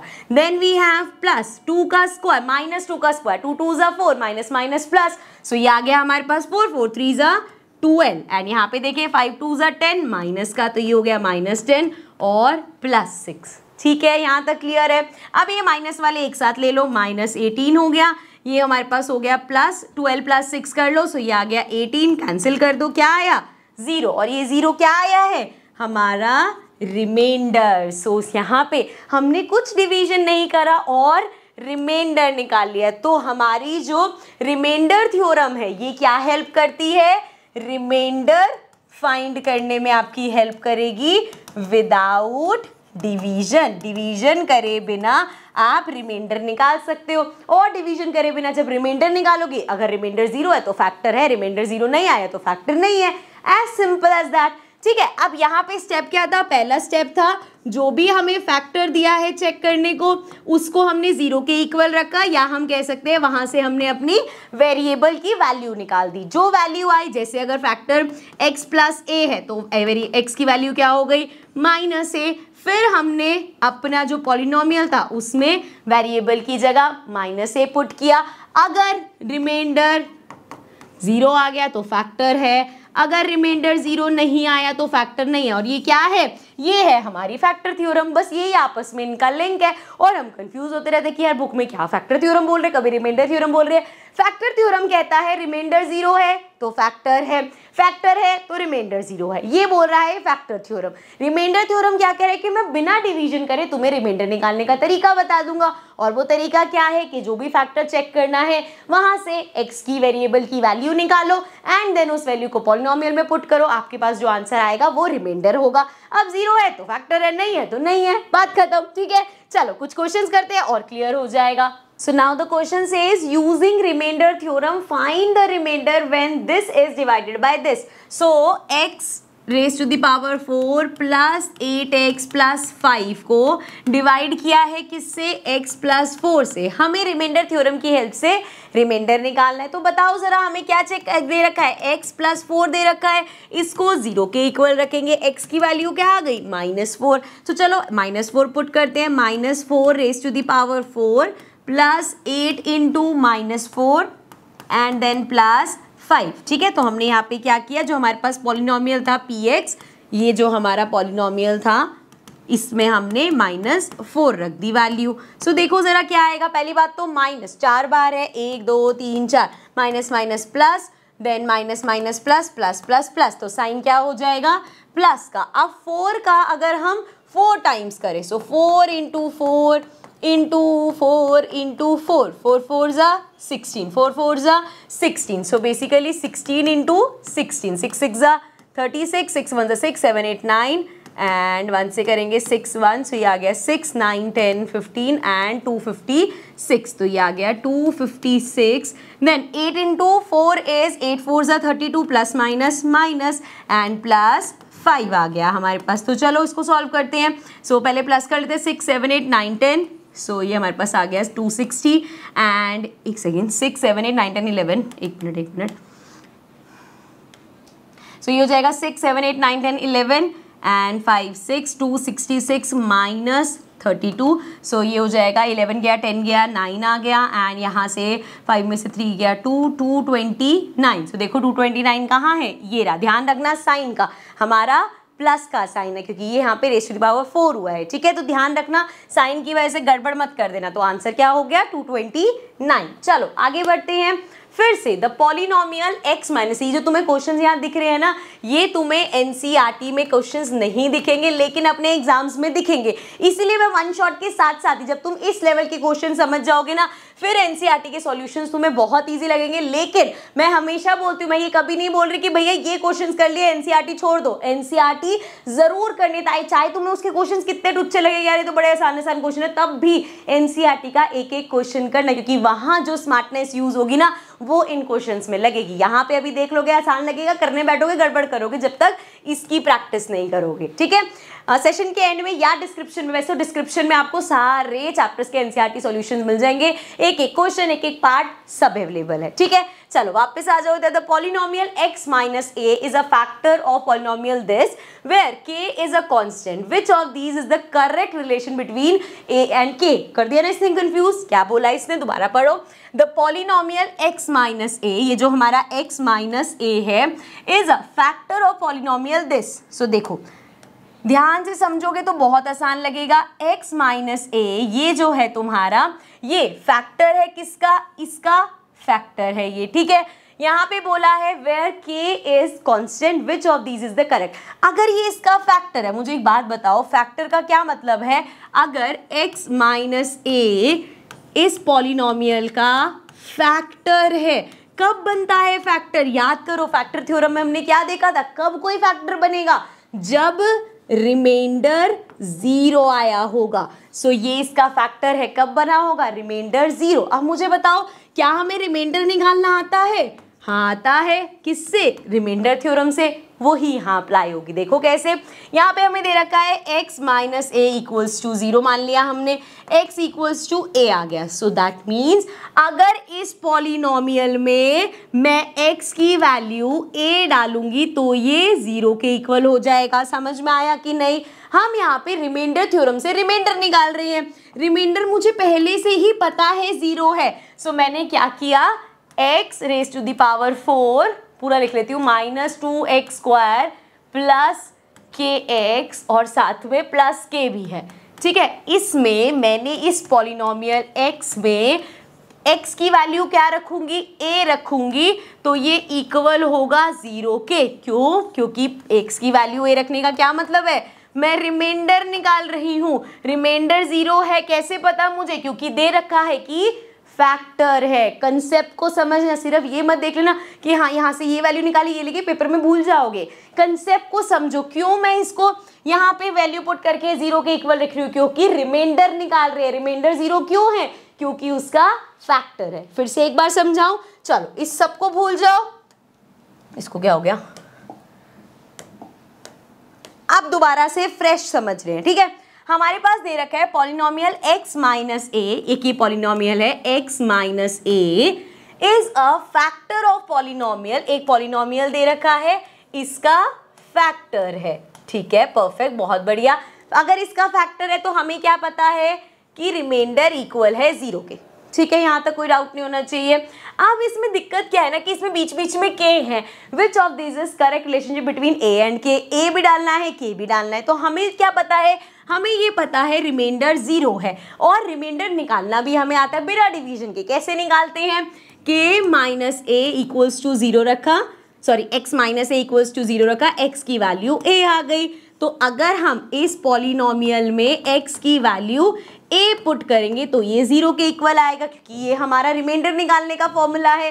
रिमाइंडर निकाल रहे हैं वो हमें पता है 0 है। चलो तो पॉलिनोमियल में वैल्यू पुट करो, x raise to the power 4 minus 2x square plus kx plus k, ठीक है, इतना ही है। ठीक है, अब यहाँ पे मैंने इसकी जगह लिख दिया a, ठीक है। So a raise to the power 4 minus 2a square plus ka plus k equals to 0। यहाँ तक आई होप कोई डाउट नहीं होगा। अभी भी अगर डाउट है तो आप वीडियो को रिवाइंड करके देखना, क्लियर हो जाएगा, ठीक है। चलो अब ये क्या है? a raise to the power 4 minus 2a square, ठीक है। अब k वाली टर्म्स या तो इधर रख लेती हूँ, बाकी सबको भेज देती हूँ मैं, क्योंकि हमें फाइनली निकालना क्या है। यहाँ पे देखो k की वैल्यू हुई है, सो के ए प्लस के, सो के ए प्लस के इधर रख लिया मैंने, इनको उधर भगाओ तो ये आ गया minus a raise to the power 4 and plus 2a square. यहाँ तक तो कोई दिक्कत नहीं है, ये तो समझ में आ गया होगा। एंड इधर अगर हम देखें k कॉमन मिल रहा है मुझे, तो ये हो गया a प्लस 1 इक्वल्स टू, इन दोनों में भी कॉमन मिल रहा है, क्या कॉमन मिल रहा है? a स्क्वायर कॉमन मिल रहा है, तो a स्क्वायर कॉमन लूंगी, यहाँ पे बचेगा माइनस का a स्क्वायर और इधर प्लस 2 बचेगा। अब यहाँ पे k की वैल्यू अगर निकालना है, सो a प्लस 1 को उधर भेज दो, सो ये हो गया a स्क्वायर, एंड इसको मैं लिख सकती हूँ 2 माइनस a स्क्वायर अपॉन में a प्लस 1। अब जरा चेक करो अपने ऑप्शंस में, अपने ऑप्शंस में देखो जरा, देखो देखो देखो कहीं दिख रहा है a square 2 minus a square a plus, ये पहला ऑप्शन ही करेक्ट लग रहा है। ये 2 प्लस है, यहाँ पे हमारा तो प्लस नहीं है, अरे अरे अरे हमारा प्लस नहीं है। यहाँ पे a स्क्वायर, ये 1 माइनस a है, ये नहीं है हमारा, इधर भी 1 माइनस a, ये नहीं है हमारा। So option number 1 is correct, a square bracket में 2 माइनस a स्क्वायर अपॉन में a प्लस 1। इस टाइप के क्वेश्चंस बच्चे इंपॉर्टेंट होते हैं, कंसेप्ट आपके सिंपल होते हैं। क्वेश्चंस को थोड़ा सा आपको ऐसे चेंज करके रखते हैं कि इन्हीं क्वेश्चंस को हम बोलते हैं जो आर.डी. शर्मा लेवल के क्वेश्चन है, आर.एस. अग्रवाल लेवल के क्वेश्चन है, ऐसे ही क्वेश्चंस होते हैं। एंड ये सभी क्वेश्चंस कहाँ से लिए जाते हैं? ये आपको सारे इससे और बढ़ के क्वेश्चन मिलेंगे। अभी हम 9th क्लास की 1 शॉट बुक लॉन्च करेंगे, वहां पे आपको ऐसे ही बहुत सारे क्वेश्चंस प्रैक्टिस करने के लिए मिलते रहेंगे, ठीक है। चलो तो उस बुक का वेट भी करना, जब आएगी मैं आपको इन्फॉर्म कर दूंगी, बट ये सभी क्वेश्चंस आपको वहीं से ही लेके आ रही हूँ मैं, ठीक है। चलो भाई आ जाओ जरा आगे बढ़ते हैं। क्वेश्चन देखो एक और बढ़िया सा। So now we have if x raise to the power 111 plus 111 is divided by this then find the remainder. अब हमें क्या बोला है? हमें तो रिमाइंडर निकालने से मतलब है। रिमाइंडर कैसे निकालते हैं हम? किससे डिवाइड किया गया है? x प्लस 1 से। इसको 0 के इक्वल रखो, x क्या आ गया? -1। अब x इक्वल्स टू -1, x की वैल्यू अगर मैं इसमें पुट करूंगी तो रिमाइंडर मिलता है हमें। सो हमारे पास है x raise to the power 111 plus 111, ठीक है। अब x की वैल्यू क्या आई? -1 raise to the power 111 plus 111। कभी भी ना क्वेश्चन को देख के ऐसे नहीं सोचना हाई ये तो कैसा अजीब सा क्वेश्चन आ गया, ये तो होगा ही नहीं, ठीक है। इतनी बड़ी पावर आ गई इसमें। आपको क्या करना है मुझे एक बात बताओ, 1 रेज टू दी पावर 2 कितना होता है? 1। 1 रेज टू दी पावर 10 कितना होता है? 1 को 10 बार मल्टीप्लाई करो, 1 इंटू 1 इंटू 1 इंटू 1 क्या आएगा? 1 ही आएगा। 1 रेज टू दी पावर 100 कर दो तब भी 1 आएगा। 1 रेज टू दी पावर 1000 कर दो तब भी 1 ही आएगा। सो हमने देखा 1 की कुछ भी पावर हो अल्टीमेटली 1 ही आता है। लेकिन यहाँ पे कहानी कहाँ पे है? -1 में है, क्योंकि देखो -1 इंटू -1 करोगे तो क्या होगा? माइनस माइनस प्लस, तो यहाँ पे 1 आएगा। -1 इंटू -1 इंटू -1 3 बार करोगे तो 1 नंबर तो 1 ही आएगा। लेकिन minus minus plus plus minus minus मतलब 1 का -1 का स्क्वायर करा तो 1 ही आया, लेकिन -1 का क्यूब किया तो -1 आया। इसमें भी बड़ा सिंपल सा फंडा होता है। जो पावर होती है आपके पास अगर वो इवन है तो नेगेटिव नंबर पॉजिटिव हो जाएगा, अगर वो पावर जो है आपकी ऑड है तो वो नेगेटिव ही रहेगा। यहाँ पे हमारी पावर 1 1 1 लास्ट में 1 है, मतलब ये ऑड नंबर है तो ये -1 ही रहेगा। सो ये आ गया -1 and plus 1 1 1, so plus minus minus, इसको माइनस कर दो, 1 1 0 आ जाएगा, लेकिन साइन बड़े वाले का है, तो हमारे पास रिमाइंडर क्या आ गया, रिमाइंडर हमारे पास आ गया 110। ठीक है, क्लियर है, समझ में आ गया, बढ़ जाए आगे। सो आगे बढ़ते हैं, अब हम देखते हैं स्प्लिटिंग द मिडिल टर्म। अभी हम देख रहे थे ना पॉलिनोमियल्स को फैक्टराइज कैसे करने, तो इसकी हेल्प से भी हम फैक्टर्स निकाल सकते हैं। आओ निकालते हैं। मिडिल टर्म को स्प्लिट करना, यहाँ पे दिख रहा है ये, अच्छा ये सारा आपको कहाँ दिखेगा, क्वाड्रेटिक जो आपके पास पॉलिनोमियल है उसी में ही दिखेगा। क्वाड्रेटिक पॉलिनोमियल्स में हम स्प्लिट द मिडिल टर्म कर सकते हैं। उसमें क्या करना होता है, मिडिल टर्म कौन सी है, ये रही है हमारे पास मिडिल टर्म, इसको स्प्लिट करना है। अब जरा इसके रूल्स वगैरह पढ़ते हैं कैसे होगा। देखो सबसे पहला स्टेप आपको क्या करना है, पहले स्टेप में आपको इस 5 और 6 को मल्टीप्लाई करना है। सो 6 5 बेसिकली आप पहले और इसको कर रहे हो। सो 6 5 30, हमें ज़्यादातर नंबर से मतलब होता है, होता पूरा यही 30x² हो गया। ठीक है, अब आपको क्या करना है, अब आपको जो आपकी मिडिल टर्म है इसको इस तरीके से स्प्लिट करना है जिससे जो दो टर्म्स आप लाओगे उसको मल्टीप्लाई करो तो ये आए, प्लस माइनस करो तो ये आए। मतलब अब सोचो जरा 30 है हमारे पास, ऐसे कौन से दो नंबर्स है कि मल्टीप्लाई करके तो 30 आए लेकिन प्लस या माइनस करके 17 आए। तो बहुत सिंपल है, 15 इंटू 2, 15 2 क्या होता है 30 होता है, 15 प्लस 2 क्या होता है 17 होता है। तो मतलब अगर मैं एक टर्म 15x और एक टर्म 2x ले लूँ तो इसको मल्टीप्लाई करेंगे क्या आएगा, 15 इंटू 2 हमारा 30 होता है, x इंटू एक्स x², सो ये आ गया 30x²। इसके अलावा अगर मैं इसको प्लस करूँ तो 15 16 17 17x आ गया, ये रहा हमारा 17x। सो हमें दो ऐसी टर्म्स मिल गई। सो इन्हीं दो टर्म्स को हम स्प्लिट कर देंगे, मतलब इन्हीं दो टर्म्स में इस मिडिल टर्म को स्प्लिट कर देंगे। तो पहली टर्म एज इट इज लिख दो 6x²। अब 17x को हमने स्प्लिट किया है तो हमने लिखा इसको 15x प्लस 2x और साथ में क्या है प्लस 5। अब इन दोनों में देखो कॉमन क्या है, हमें 3 कॉमन मिल रहा है, x कॉमन मिल रहा है, 3x कॉमन लिया मैंने, यहाँ पे बचा 3 2 6 और x² में से x बाहर चला गया तो बचा x प्लस 15 और 3 इंटू 5 होता है तो यहाँ पे आ गया 5। ये तो समझ में आता है ना क्या करते हैं, इसमें से अगर 3 कॉमन चला गया, 6 में से 3 कॉमन गया, 3 2 6 होता है, 3 बाहर चला गया, 2 इधर लिख दिया हमने। 15 और 3 का क्या रिलेशन है, 3 इंटू 5 15 होता है, तो 3 तो बाहर चला गया, 5 इधर लिख दिया हमने और x पूरा ही बाहर चला गया। अब आपको क्या ध्यान रखना होता है ना कि ये जैसे इन दोनों में से आपने कॉमन लिया और ये बना दिया, अब ऐसे ही इन दोनों में से लोगे, लेकिन जो तुम्हारे पास ब्रैकेट में आएगा वो सेम आना चाहिए। जैसे इन दोनों में कुछ भी कॉमन नहीं है तो मुझे +1 कॉमन लेना पड़ेगा, तो ये क्या बचा 2x प्लस 5। अब जरा ब्रैकेट चेक करो, 2x प्लस 5 2x प्लस 5, यहाँ तुम्हें ध्यान रखना है कि ये दोनों सेम होने चाहिए। उससे होगा क्या, अब इस पूरे में और इस पूरे में 2x प्लस 5 कॉमन आ गया, सो 2x प्लस 5, यहाँ पे क्या बचा 3x एंड प्लस 1। सो ये हमारे दो फैक्टर्स आ गए, समझ में आया। इसका क्या मतलब है, अगर मैं कह रही हूँ कि ये दो आपके पास फैक्टर्स आए हैं, सो ये अगर मैं रिमाइंडर थ्योरम से रिलेट करूँ, मतलब यहाँ से जब मैं x की वैल्यू निकालूंगी और यहाँ से जब मैं x की वैल्यू निकालूंगी और अगर वो पॉलिनोमियल पुट करूंगी तो रिमाइंडर 0 आएगा। यही मतलब होता है फैक्टर्स का। ठीक है, तो मिडिल टर्म स्प्लिटिंग की हेल्प से हम इस तरीके से फैक्टर्स निकाल सकते हैं। एक क्वेश्चन करते हैं प्रैक्टिस और अच्छे से समझ में आ जाएगा। फैक्टराइज, कभी भी अगर ऐसे दे रखा हो ना, जैसे यहाँ पे है 84 माइनस 2r माइनस 2r², सो हमेशा पहले ये जो r वाला है, मतलब जो स्क्वायर वाला है, इसको सबसे आगे लिख लो, minus 2r², then minus 2r and then plus 84। अब इसमें एक चीज़ और हम क्या कर सकते हैं कि इसमें से ना हम कॉमन ले लेते हैं 2। अगर मैं इस पूरे में से 2 कॉमन लूँ या -2 कॉमन लूँ, तो यहाँ से मैंने -2 कॉमन लिया, इधर क्या बचा मेरे पास, यहाँ पे बचा r² क्योंकि -2 तो बाहर चला गया, यहाँ पे मेरे पास बचा -2 बाहर चला गया, प्लस का r बचा, एंड इधर से अगर मैं बात करूँ साइन प्लस का चेंज हो जाएगा क्योंकि बाहर माइनस कॉमन है, और अगर 2 कॉमन चला गया तो 2 4 8 एंड 2 2 4। सो ये मेरे पास आ गया। ठीक है, अब -2 को भूल जाओ, इधर वाला अगर मैं देखूं तो यहाँ पे क्या करना है हमें, यहाँ पे अगर हम देखें तो हमें r को स्प्लिट करना है और इस तरीके से स्प्लिट करना है कि मल्टीप्लाई करें तो देखो 42 इंटू दिस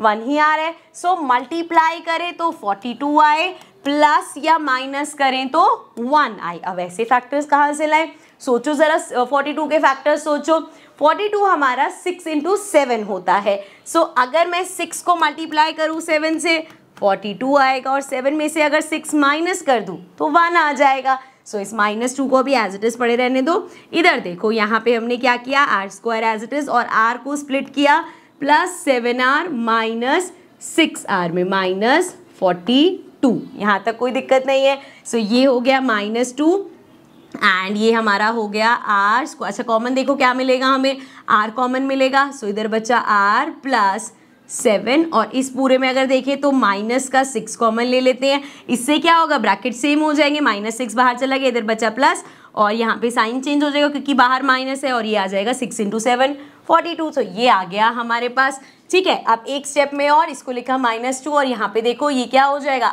r प्लस 7 दोनों में है, ये हमारा कॉमन हो गया, और इधर क्या बचा, r माइनस 6। ठीक है, यहाँ तक क्लियर है। सो ये हमें फैक्टर्स चाहिए थे, ये हमें मिल गया। अब चाहो तो फर्दर इन दोनों को आपस में यहाँ पे इसको दोनों को ही -2 से मल्टीप्लाई भी कर सकते हो, या यहाँ भी छोड़ सकते हो। ठीक है, क्लियर है, समझ में आ गया। सो ये इस तरीके से हम इसको फैक्टराइज करेंगे। चलो आगे अब हम बात करने वाले हैं एल्जेब्रिक आइडेंटिटीज के बारे में। अब कुछ इसमें से आइडेंटिटीज ऐसी हैं, आइडेंटिटीज बोले तो सिंपल वे में अगर मैं बोलूँ तो क्या बात कर रहे हैं हम, फॉर्मूलाज की बात कर रहे हैं, और उसके बेस किस किस तरह से हम क्वेश्चंस कर सकते हैं वो देखेंगे। ठीक है, तो सबसे पहले वो आइडेंटिटीज जो आपको अच्छे से ऑलरेडी आती हैं, जैसे x प्लस वाई का स्क्वायर इक्वल होता है x² plus 2xy plus y²। इसको अपने ज़्यादातर ऐसे याद कर रखा है, a plus B whole square equals to a² plus b² plus 2ab। ठीक है, इसी तरीके से अगर a minus B whole square आ जाए तो a² plus b² minus 2ab। ठीक है, अब ये तो हमारी दो आइडेंटिटी ऐसी है जो सब बच्चों को टिप्स पे याद है। तीसरी आइडेंटिटी क्या है, ये भी हमने काफ़ी क्वेश्चंस में यूज़ करी है। इसमें क्या होता है हमारे पास, a प्लस बी और a minus b. a plus b a minus b क्या होता है, a² माइनस b², या अगर आपके पास ऐसे है a² माइनस b², तो आप इसको लिख सकते हो a plus b a minus b. ठीक है, ये तीसरी आइडेंटिटी हो गई। और चौथी आइडेंटिटी थोड़ी सी नहीं है पर सीख लो। देखो इसमें क्या बोला है, x प्लस a और x प्लस b। इसका कोई एग्जाम्पल देखो किस तरीके से, यहाँ पे x है इधर x है, मतलब ये दोनों सेम और वो a b अलग अलग। वैसे तो अभी हमें क्वेश्चन करेंगे, मान लो मैं इसी का एग्जाम्पल ले लेती हूँ। 100 प्लस 5 को मल्टीप्लाई करना है 100 प्लस 6 से, तो ये दिख रहा है, समझ आ रही है अब आइडेंटिटी कि यहाँ पे ये 100, यहाँ पे भी 100 सेम, और ये 5 6 अलग अलग है। सो कौन सी आइडेंटिटी लग सकती है, x plus a and x minus x plus a और x प्लस b। ठीक है, अब फॉर्मूला क्या कहता है, ध्यान से समझना। फॉर्मूला हमारा कहता है x का स्क्वायर, देखो वैसे भी मल्टीप्लाई करते हैं सबसे पहले ऐसे ही होता। सो पहली चीज x का स्क्वायर कर दो, उसके बाद आपके पास a और b अलग अलग है, so plus a plus b और इसके साथ x लगा दो। क्या किया हमने, a b अलग अलग है, x सेम था हमने x स्क्वायर कर दिया, फिर a b हमें लगा अलग अलग है तो हमने उसको ऐसे लिख दिया a प्लस बी और साथ में x लिख दिया। साथ में अब a b को एक बार मल्टीप्लाई भी कर दो, साथ में क्या कर दिया, a b को मल्टीप्लाई भी कर दिया। तो क्या किया हमने, सबसे पहले x square plus a plus b, साथ में x लिख दिया और प्लस a b कर दिया। ठीक है, क्लियर है यहाँ तक। सो ये सब हमारे पास आइडेंटिटीज है। अब इनके बेस कुछ क्वेश्चंस देखते हैं। सबसे पहला देखो x प्लस 3। अब आपके दिमाग में अगर आ रहा है कि यार ये वो वाला लग जाएगा formula a plus b a minus b वाला, क्या लगा सकते हैं हम, नंबर्स तो सेम है लेकिन यहाँ पे भी प्लस है, तो इसका मतलब क्या हुआ, ये क्या बन गया, x प्लस 3 का whole square. So x plus 3 का होल स्क्वायर आइडेंटिटी कौन सी, a plus B whole square वाली। सो a स्क्वायर मतलब x का स्क्वायर प्लस b स्क्वायर मतलब 3 का स्क्वायर प्लस 2ab। ठीक है, यहाँ तक कोई दिक्कत तो नहीं है। सो ये हो जाएगा जी x स्क्वायर प्लस 3 का स्क्वायर 9 प्लस 3 2 6x। सो हमारे पास आ गया x square plus 6x plus 9, ये हो गया हमारा आंसर। ठीक है, क्लियर है। आगे देखो, आगे है हमारे पास 105 इंटू 106 करना है। कुछ तो मैं भी बता ही चुकी, इसका मैं क्या करेंगे, हम इसको पूरा मल्टीप्लिकेशन नहीं करना है, सिंप्लीफाई करना है, फॉर्मूला यूज करके करना है। सो ये इसको मैं लिख सकती हूँ 100 प्लस 5 मल्टीप्लाई होगा 100 प्लस 6 से। ठीक है, यहाँ तक कोई दिक्कत नहीं है। फॉर्मूला कौन सा निकल के आया अभी जो डिस्कस किया हमने, x प्लस ए और साथ में x प्लस बी, और ये किसके इक्वल होता है, एक्स स्क्वायर। फिर हमने देखा कि हमने a प्लस बी ले लिया था, साथ में x लिख लिया और फिर ए बी को मल्टीप्लाई कर दिया। चलो वैल्यूज पुट करते हैं।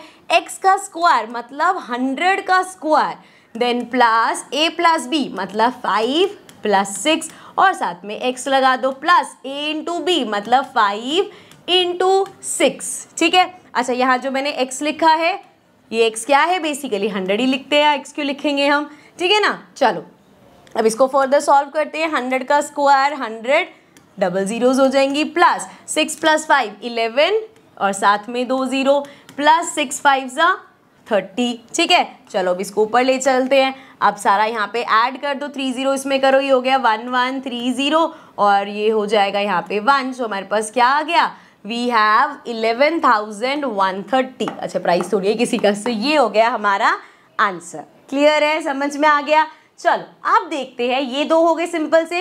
आप कभी कभी आपके पास क्या होगा ना कि आपके पास इस तरीके से एक्सपैंडेड फॉर्म दे रखी होगी, ये वाला देख रहे हैं अभी हम थर्ड पार्ट, इस तरीके से आपके पास एक्सपैंडेड फॉर्म दे रखी होगी, आपको इसे शॉर्ट में लाना होगा। जैसे अगर मैं यहाँ पे इसको ध्यान से देखूँ तो मुझे क्या दिख रहा है, A square B square A B, ये सब किस फॉर्मूले में आती है, A plus B whole square के फॉर्मूले में। तो पहले मुझे उसको वहां तक लेके जाना होगा, फिर लिखेंगे। देखो समझो इसको कैसे करेंगे।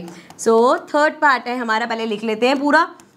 49 A square then plus 70 A B and then plus 25 B square. ठीक है, चलो अब इसको इधर कर लेते हैं। आओ ज़रा, अगर मुझे लिखना है 49 ए स्क्वायर, अभी ये स्क्वायर किस पे है, सिर्फ ए पे, मुझे पूरे पे लगाना है। सो 7 का स्क्वायर होता है 49, सो मैं इसको लिख सकती हूँ 7a इस पूरे का स्क्वायर।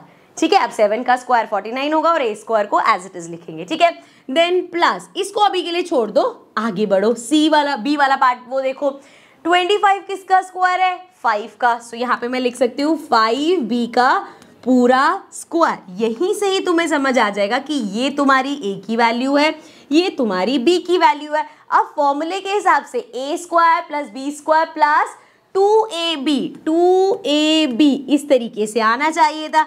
जरा अपनी वैल्यूज पुट करके देखो, आ रहा है 2 तो आना चाहिए था। a की जगह क्या आना चाहिए, 7a और b की जगह क्या आना चाहिए, 5b। तो देखो जरा, 7 5 35, 35 इंटू 2 70। समझ में आ गया। सो यहाँ पे ये फॉर्मूला किस फॉर्म में आ गया, A square plus 2ab plus B square, इस फॉर्म में आ गया।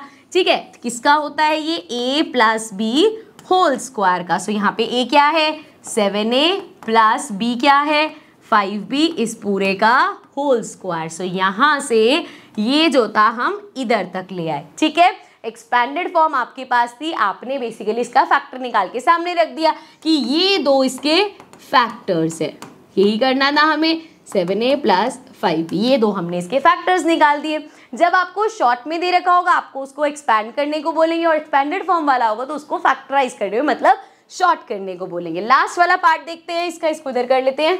सो अब फोर्थ पार्ट देखो जरा ध्यान से देखना, क्या है हमारे पास, वी हैव 25/4 साथ में एक्स स्क्वायर माइनस हमारे पास है वाई स्क्वायर अपॉन में 9। देखो जब भी आप ऐसे देखोगे ना, आपको ये ध्यान रखना है, जब ये इस तरीके से लिखा हुआ है सो ये स्क्वायर x के साथ है। हमें जब वो वैल्यू चाहिए, आप सोचोगे ना कि यार इसमें पता नहीं ये यहाँ पे ऐसे करने की क्या जरूरत है, ऐसे करने की जरूरत इसलिए है क्योंकि जब लिखा है 49a स्क्वायर तो मतलब 49 अलग है और a के साथ स्क्वायर है। जब आपको a की वैल्यू चाहिए, जब आप इसको 7a होल स्क्वायर लिखोगे तब जाके ये a की वैल्यू बनेगी। यहाँ पे समझना यही बात है कि इधर अगर x स्क्वायर तो ये x के साथ स्क्वायर है, इधर y के साथ स्क्वायर है। ठीक है, सो ये हमारा हो जाएगा 25 किसका स्क्वायर होता है, 5 का, अपॉन में 4 किसका स्क्वायर होता है, 2 का, और ये साथ में x। तो अब इस पूरे का जब आप स्क्वायर लिख रहे हो तो ये x टर्म मानी जाएगी। ठीक है, आगे देखते हैं, इसको इधर करते हैं। Then we have minus y as it is लिख दो, अपॉन में 9 किसका स्क्वायर होता है, 3 का। तो ये इस पूरे का जब स्क्वायर किया, अब जाके आप इसको रिलेट कर सकते हो कि ये फॉर्मूला बना x square minus y square का। और x square minus y square क्या होता है हमारा, ये होता है एक्स प्लस वाई और x माइनस वाई। ठीक है, सो देखो x कितना है 5/2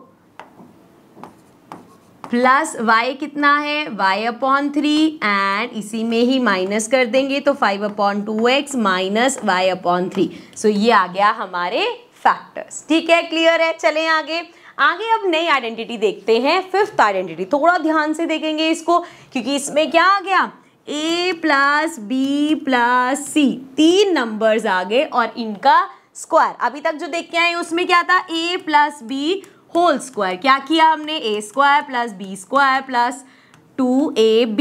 तो यहाँ पे क्या करेंगे, यहाँ पे 3 हो गए ये, तो पहली चीज सेम करेंगे, जैसे यहाँ पे दोनों का स्क्वायर करते थे, इधर भी a square plus B square plus c square. अब यहाँ पे 2ab, क्योंकि सिर्फ 2 ही थे, अब ये 3 है तो क्या होगा plus 2ab plus 2bb c से मल्टीप्लाई होगा और cb a से मल्टीप्लाई होगा। सो क्या बना a plus b plus c का whole square, a square plus b square plus c square plus 2ab 2bc 2ca। ठीक है, क्लियर है, समझ में आ गया। सो ये तो हो गई हमारी फॉर्मूले की प्रैक्टिस भाई, कि ये फॉर्मूला होता है। अब क्वेश्चन किस तरीके से आएगा, पहला है 4a minus 2b minus 3c पूरे का स्क्वायर। अब सोचोगे यार मैम ने तो ये प्लस वाला ही कराया है, इसमें माइनस वाला क्यों पूछ लिया। आपको फॉर्मूला यही लगाना है, लेकिन फर्क क्या आ जाएगा, देखो इसमें फर्क ये आ जाएगा कि आप कहोगे कि a है मेरा 4a और b है मेरा माइनस 2b और c है मेरे पास माइनस 3c। फॉर्मूला सेम ही रहेगा। So a plus B plus c whole square का पहले फॉर्मूला लिखते हैं। So we have a square plus B square plus c square plus 2ab plus 2bc and plus 2ca। चलो अब लिखें जरा, a स्क्वायर, a कितना है 4a इस पूरे का square, then plus b square, b कितना है माइनस 2b इसका स्क्वायर प्लस c कितना है माइनस 3c इसका स्क्वायर प्लस हमारे पास है 2ab, सो 2ab देन प्लस 2b कितना, बस अब यहाँ पे क्या कर रही हूँ मैं, सिर्फ वैल्यूज पुट कर रही हूँ। ठीक है, बस इसमें प्लस माइनस की गलती मत करना वरना आंसर गलत हो जाएगा। a कितना था 4a। चलो भाई यहाँ तक हो गया, अब तो सिर्फ सॉल्व करना है, कर लेते हैं। सो 4a स्क्वायर 4 4 जा क्या होगा 16, सो ये आ गया 16a square, then minus minus plus हो जाएगा, जब स्क्वायर होगा तो ये प्लस का हो जाएगा, 2 2 जा 4, सो 4b स्क्वायर, देन प्लस 3 का स्क्वायर करेंगे 9 माइनस माइनस प्लस तो 9c स्क्वायर प्लस, अब इसके यहाँ पे देखो, यहाँ ध्यान से देखना, 4 2 जा 8 8 2 जा 16, साइन किसका आएगा माइनस का, सो माइनस 16ab। अगला देखो ये माइनस माइनस प्लस हो गया तो साइन क्या हो गया प्लस हो गया, मल्टीप्लाई करो 2 2 जा 4 4 इंटू 3 12, सो 12 और साथ में क्या है b और c। लास्ट वाला देखो प्लस माइनस माइनस 3 2 जा 6 6 4 जा 24 ca या ac कुछ भी लिख सकते हो। ठीक है, यहाँ तक समझ में आया, मार्क कर दें इसको, ये हो गया हमारा आंसर। ठीक है, क्लियर है, इतना बड़ा ही एक्सपैंडेड फॉर्म में ही आएगा। ओके चलो, अब इसमें तो यहाँ में देख के पता चल रहा था यार ये वाली आइडेंटिटी लगेगी, कभी कभी होगा कि इसका एक्सपैंडेड वर्जन दे रखा होगा, आपको पहले आइडेंटिफाई करना होगा कि भैया आइडेंटिटी कौन सी लगी है, फिर उसको उस वे में लिख के कॉम्प्रेस करना होगा, मतलब फैक्टराइज करना जिसको बोलते हैं हम। ठीक है, तो चलो इसको ध्यान से देखो। अगर आपके पास ऐसा आया क्वेश्चन, आप देखोगे इसमें यार एक्स स्क्वायर है, वाई स्क्वायर है, जेड स्क्वायर है और एक्स वाई वाई जेड, ये किस कॉम्बिनेशन, कौन से फॉर्मूले की कॉम्बिनेशन में होता है ये हमारा जो a प्लस बी प्लस सी इसका होल स्क्वायर होता है, उसमें आता है ना a square B square c square, फिर 2ab 2bc 2ca वहां पे आता है। ऑल्सो यहाँ पे माइनस के साइन दिख रहे हैं, मतलब ये a b c में से कुछ तो नेगेटिव भी होगा। ठीक है, आओ चलो अब इसको बनाते हैं 4x स्क्वायर। एक्स स्क्वायर का मतलब क्या है बच्चे कि x के ऊपर स्क्वायर है, हमें पूरी x की टर्म चाहिए, मैं इसको लिख सकती हूँ 2x इस पूरे का स्क्वायर, तो आ जाएगा 2 का स्क्वायर 4 और x स्क्वायर 4x स्क्वायर आ जाएगा। देन हमारे पास है प्लस y का स्क्वायर। ठीक है, अब मुझे पता है इनमें से हो सकता है हमारा x वाली टर्म नेगेटिव हो सकता है y वाली टर्म नेगेटिव हो सकता है z वाली टर्म नेगेटिव हो, क्योंकि स्क्वायर तो पॉजिटिव ही होगा, तो यहाँ से हमें नहीं पता चलेगा, यहाँ पे हमें एज इट इज ही लिख के छोड़ना होगा। ठीक है, अब आया माइनस 4xy, सो इसका मतलब यहाँ पे पहले ऐसे औरली समझो, x और y में से, x और y में से कोई तो एक माइनस का होगा, क्योंकि फॉर्मूले में तो ये +2ab होता है। इन दोनों में से कोई नेगेटिव होगा तभी ये माइनस आया है, ठीक है। तो यहाँ पे हमारा शक हुआ कि यार x और y में से कोई एक नेगेटिव है।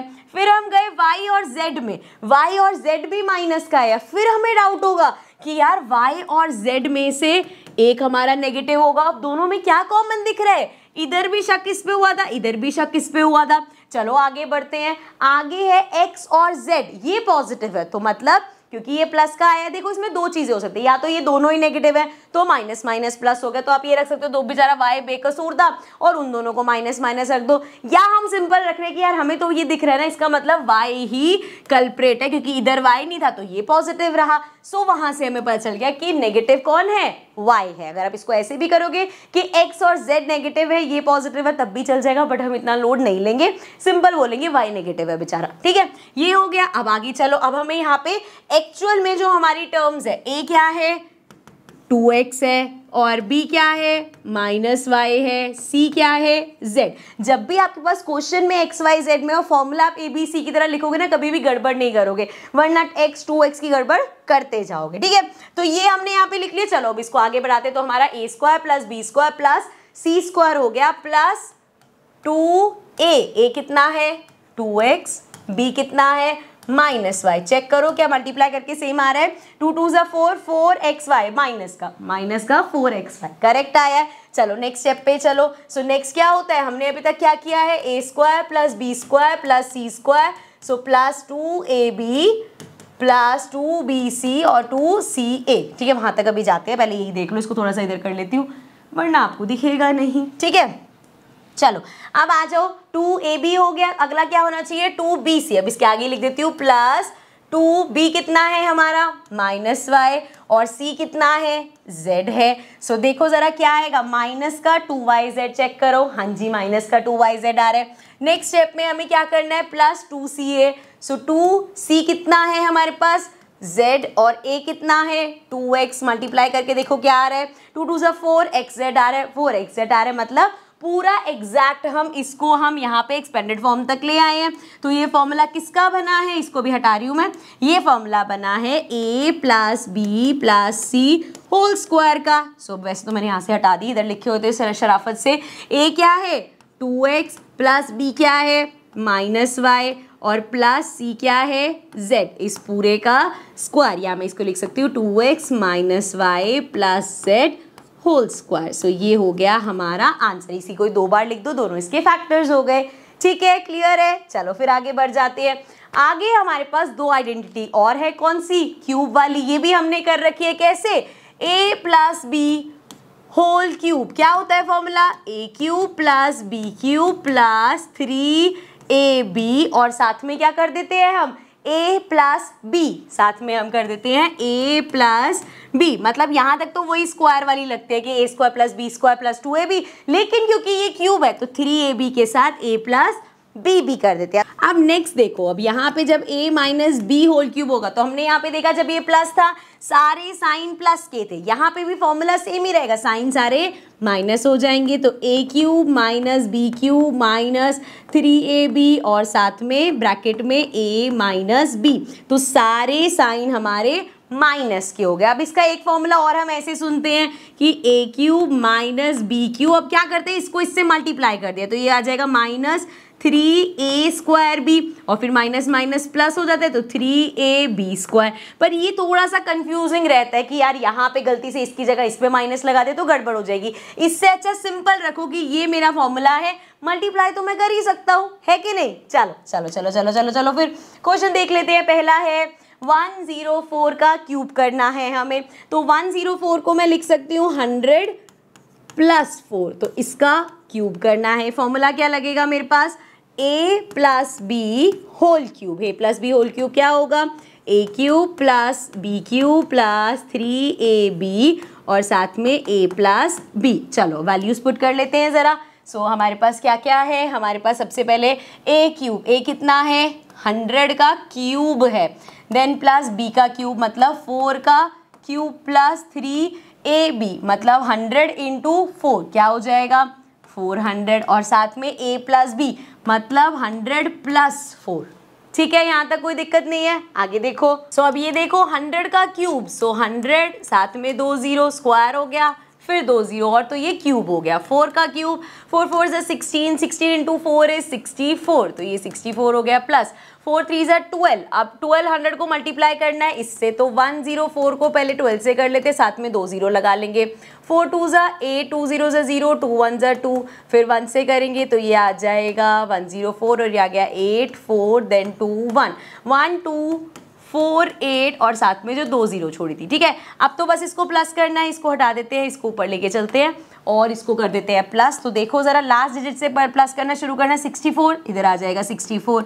ठीक है, फिर ये आ गया 8 4 2 1, कितनी डिजिट हो गई, 1 2 3 4 5 6, 1 2 3 4 5 6, 1 बचा सिर्फ, तो ये हो गया हमारा आंसर। ठीक है, तो फॉर्मूले की हेल्प से हमने मल्टीप्लिकेशन कर दिया। आगे देखो, नेक्स्ट पार्ट में हमारे पास a minus B whole cube का डायरेक्ट फॉर्मूला, पहले फॉर्मूला लिख लेते हैं। So a minus B whole cube क्या होता है हमारा, a cube minus b cube minus 3ab और साथ में a माइनस बी। ठीक है, और इसका एक और वर्जन लिखना हो तो a cube minus b cube, ये हो जाएगा minus 3a square b and plus 3ab square. ठीक है, ये हमारा है। चलो अब यहाँ से देखते हैं, इसको ओपन करो, a क्यूब करना है सबसे पहले। सो इसको कर देंगे हम 5p इसका cube minus b cube, b कितना है 3q, तो 3q का क्यूब हो जाएगा माइनस 3a स्क्वायर, a कितना है 5p इसका स्क्वायर और साथ में b जो कि है 3q। ठीक है, उसके बाद यहाँ पे ले आते हैं इसको, फिर है हमारे पास ये माइनस वाला हो गया, देन प्लस 3a कितना है, a है हमारे पास 5p एंड b स्क्वायर मतलब 3q का स्क्वायर कर दिया। ठीक है, यहाँ तक क्लियर है। चलो 5 का क्यूब, 5 5 ज़ा 25, 25 इंटू 5 करोगे 125 p क्यूब माइनस 3 का क्यूब, 3 3 ज़ा 9, 9 3 ज़ा 27, 27 q क्यूब माइनस, यहाँ पे देखो अब इसका क्या हो रहा है 5 का स्क्वायर 25, सो ये हो गया जी 25, मल्टीप्लाई कर दो 3 3 ज़ा 9, 9 से मल्टीप्लाई करो 9 5 ज़ा 45, देन 9 2 ज़ा 18, 19 20 21 22, सो ये आ गया 225, so 225 p square q as it is, then plus अब यहाँ देख लो 3 3 ज़ा 9 5, अच्छा यहाँ स्क्वायर है सॉरी, 3 3 ज़ा 9, 9 इंटू 3 27 इंटू में 5 करना है, तो ये हो जाएगा 7 5 ज़ा 35, 5 2 ज़ा 10, 11 12 13, सो ये आ गया 135, सो 135 p q स्क्वायर। ठीक है, ये आ गया हमारे पास, ये हो गया बस फॉर्मूला लिखना। अब इसको आगे फर्दर कुछ सॉल्व तो कर नहीं सकते इसमें, तो ये आ गया जी हमारा आंसर। इसको भी मार्क कर लेते हैं ज़रा, ये हो गया हमारा आंसर। ठीक है, डन, क्लियर। चलो आगे बढ़ो, आगे बढ़ो, लास्ट पार्ट देख लो ज़रा। लास्ट में क्या है, अब ये हमारे पास एक्सपैंडेड वर्जन है, हमें इसका शॉर्ट में बनाना है। अब यहाँ पे तो चलो फिर भी आपको पता है हम कौन सा फॉर्मूला, अभी कौन सी आइडेंटिटी की बात कर रहे हैं, एग्जाम में तो नहीं पता होगा, तो हम यहाँ पे देखते हैं हमारे पास क्या क्या है यार। x का क्यूब, y का क्यूब, इधर x स्क्वायर y और x y स्क्वायर, देखते ही आपको ध्यान में आ जाएगा कि ये हमारी क्यूब वाली आइडेंटिटी। आप सारे अगर प्लस के हैं तो a plus B whole cube की आइडेंटिटी होगी, है ना। अब जरा इसको लिखे, अगर हम a plus B whole cube क्या होता है, a cube plus b cube plus 3ab और साथ में a प्लस बी, एंड इसको हम लिख सकते हैं भाई a cube plus b cube plus 3a square b plus 3ab square. ठीक है, क्लियर है, ये हमारे पास आ गया। अब यहाँ से इस वाले को हमें इस तक लेके आना है, फिर हम कह देंगे a b मिल जाएगा आपको, वहां से उसका क्यूब हो जाएगा। अब 8x क्यूब, अभी x के साथ क्यूब है, 8 किसका क्यूब होता है 2 का होता है, तो इसको मैं लिख सकती हूँ 2 साथ में x, इस पूरे का जब मैं क्यूब करूंगी तो मेरे पास आएगा 8x cube, then plus 27y cube, 27 किसका क्यूब है 3 का क्यूब है, सो ये हो जाएगा 3y और इस पूरे का क्यूब कर दो। ठीक है, अरे अरे ठीक है, आगे देखो प्लस 36x स्क्वायर वाई। अब यहाँ पे अगर आप ध्यान से देखोगे ना तो हमें मिल गया कि यार a मेरा 2x है और b मेरा 3y है। ठीक है, अब आगे देखो कितना आसान हो जाएगा तुम्हारे लिए। हमें क्या चाहिए 36x स्क्वायर y है, इधर है हमारे पास 3a स्क्वायर b, सो ये हो जाएगा plus 3a square, a square बोले तो 2x का स्क्वायर और साथ में b कितना है 13y। ठीक है, 13y नहीं सॉरी 3y है, ये ब्रैकेट है वो 13 लग रहा है, इसको रुको मैं ठीक से लिख देती हूँ। ठीक है, तो यहाँ पे ये हमारे पास हो गया 3y। ठीक है, अब प्लस करो, आगे देखो, इसको थोड़ा शिफ्ट करते हैं। अब हमें क्या चाहिए भाई, पहले तो चेक करो जो हमने यहाँ पे लिखा ये क्या हो जाएगा, 2 का स्क्वायर 4, 4 3 ज़ा 12, 12 इंटू 3 इज 36, तो ये आ गया 36 एक्स स्क्वायर वाई, यहाँ पे x का स्क्वायर हो जाएगा, है ना। लास्ट अब क्या है 3ab square, so 3ab square, a as it is लिख दो 2x और b का स्क्वायर, b कितना है 3y, तो 3y का स्क्वायर। ठीक है, यहाँ तक क्लियर है। इसको जरा सॉल्व करके देख लो, 3 का स्क्वायर 9, 9 2 ज़ा 18, 18 into 3 is 54 x y square. ठीक है, ये क्लियर है यहाँ तक, ये हमारे पास आ गए ए और बी की वैल्यू आ गई। तो मैं जब पूरा ये मेरा इस फॉर्मेट में आ गया तो इसको मैं लिख सकती हूँ किसके बराबर के, ये ए प्लस बी होल क्यूब के इक्वल है। सो ये हो गया जी हमारा आंसर, सिंपल यही हमें करना था। अब इसी को आप 3 बार लिख देना, ऐसे 2x plus 3y, then again 2x plus 3y, then again 2x plus 3y। So ये हो गए हमारे फैक्टर्स। क्लियर है, डन। आगे बढ़े, अब देखते हैं जरा एक और आइडेंटिटी जो कि हमारी तगड़ी वाली आइडेंटिटी होने वाली है। देखो इसमें क्या है, x cube y cube z cube minus 3xyz। सारी आइडेंटिटीज जितनी आपने देखी उन सबसे अलग है। जब भी इसके बेस क्वेश्चन आएगा देखते ही आपको पता चल जाएगा कौन सी आइडेंटिटी क्या है। तो देखो जरा क्वेश्चन क्या कहता है हमारा, मतलब आइडेंटिटी क्या कहती है, x cube plus y cube plus z cube, तीनों के साथ क्यूब, प्लस में 3 माइनस में 3xyz। ठीक है, ये जहां पे भी होगा इसका, पहले ये बड़ा एक्सपैंडेड लग रहा है लेकिन इसका एक्सपैंडेड वर्जन क्या है, इसका एक्सपेंडेड वर्जन ये है रहा हमारी आंखों के सामने। सबसे पहले क्या किया, x plus y plus z, x plus y plus z, ये ऐसे करके लिख दिया। अब इसके बाद मल्टीप्लाई हो रहा है ये पूरा। अब इसमें क्या किया, पहले x का स्क्वायर, y का स्क्वायर, z का स्क्वायर, यहाँ तक हमारे इधर तक फॉर्मूले में सारे प्लस प्लस, क्योंकि क्वेश्चन में हम गलती आइडेंटिटीज में प्लस माइनस की कर देते हैं। सो ये देखा, पहले हमने खाली x y z लिखा और तीनों ये प्लस के थे। उसके बाद हम अलग ब्रैकेट पे आए और हमने देखा कि एक्स स्क्वायर, वाई स्क्वायर और जेड स्क्वायर, ये है हमारे पास। इसके बाद आ जाओ माइनस पे। माइनस पे कैसे, सबको आपस में मल्टीप्लाई करो, एक्स y के साथ मल्टीप्लाई हुआ, फिर y z के साथ, फिर z x के साथ, ये बन गया हमारा पूरा फॉर्मूला। क्या देखा हमने कि x cube plus y cube plus z cube minus 3xyz के साथ हमने क्या किया, सबसे पहले लिखा x plus y plus z, ठीक है, एक ब्रैकेट में। अगला ब्रैकेट शुरू किया, x का स्क्वायर, y का स्क्वायर, z का स्क्वायर, यहां तक सारे प्लस प्लस वाले, फिर माइनस में xy, माइनस में yz, माइनस में zx। तो ये बन गया हमारा पूरा फॉर्मूला, या हम कह सकते हैं हमारी पूरी आइडेंटिटी। ठीक है, यहाँ तक क्लियर है। अब इसके बेस क्वेश्चन कैसे आएगा, जैसे ये क्वेश्चन देखो जरा, तुम्हारे पास है 8x cube y cube z cube और माइनस 8xyz। ये देखते ही क्या तुम्हें याद नहीं आ जाएगा कि यार तीनों में क्यूब क्यूब और साथ में ये कोई एक फॉर्मूला है, कौन सा वाला, ये वाला हमारा फॉर्मूला बन रहा है। अब इसको जरा लेके आते हैं इसकी फॉर्म में। x के साथ क्यूब है, पूरे के साथ क्यूब बनाने के लिए क्या लिखूंगी मैं, 2x क्यूब, ठीक है, देन प्लस y तो खाली है, y क्यूब लिख देंगे, प्लस हमारे पास है 27z क्यूब। सो 27 किसका क्यूब होता है, 3 का क्यूब होता है। सो ये हमारे पास हो जाएगा 3z इस पूरे का क्यूब। ठीक है, आगे अब ये माइनस 18xyz, क्या बनाना है हमें, बेसिकली माइनस 3xyz। और यहाँ से अगर हम देखें तो xyz की वैल्यू तो हमारे पास है, x हमारा क्या हो गया 2x है, y हमारा एज इट इज y है, और z हमारा क्या है 3z। ठीक है, अब जरा इसकी हेल्प से अगर मैं बनाऊं माइनस 3xyz, तो x क्या है 2x, y क्या है खाली y, और z क्या है 3z। तो देखो जरा, ये हो जाएगा 3 2 ज़ा 6, 6 3 ज़ा 18। सो ये आ गया हमारे पास माइनस 18xyz। ठीक है, यहाँ तक मतलब हमने इस पूरा जो हमें इक्वेशन दे रखी थी, ये जो हमारे पास पूरा जिसको फैक्टराइज करने के लिए दे रखा था, इसको हमने इस फॉर्म में लिख दिया है। अब ये अगर इस फॉर्म में आ गए तो हमें क्या करना है, एक्सपैंडेड फॉर्म लिखनी है इसकी। तो कैसे लिखेंगे, आ जाओ जरा देखते हैं। सबसे पहले हमें पता है इसमें क्या है, x प्लस वाई प्लस जी, और एक्स वाई जी की वैल्यूज है। सो x क्या है 2x प्लस y क्या है खाली y ही है, और z क्या है 3z। सो ये पहला ब्रैकेट बन गया।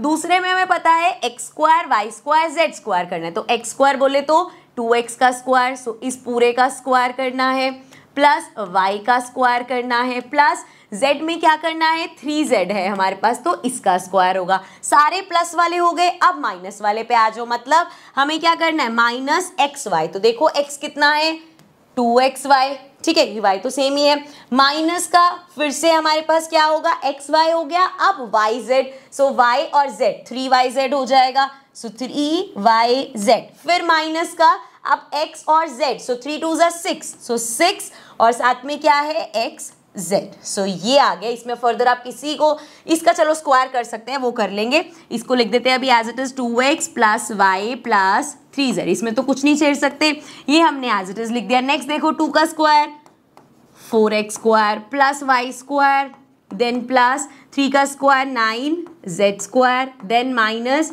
2xy then minus 3yz then minus 6xz, so ये आ गया हमारे पास। इसको फर्दर तो कुछ कर नहीं सकते, इस तरीके से लिख दिया जाएगा, ठीक है समझ में आ गया।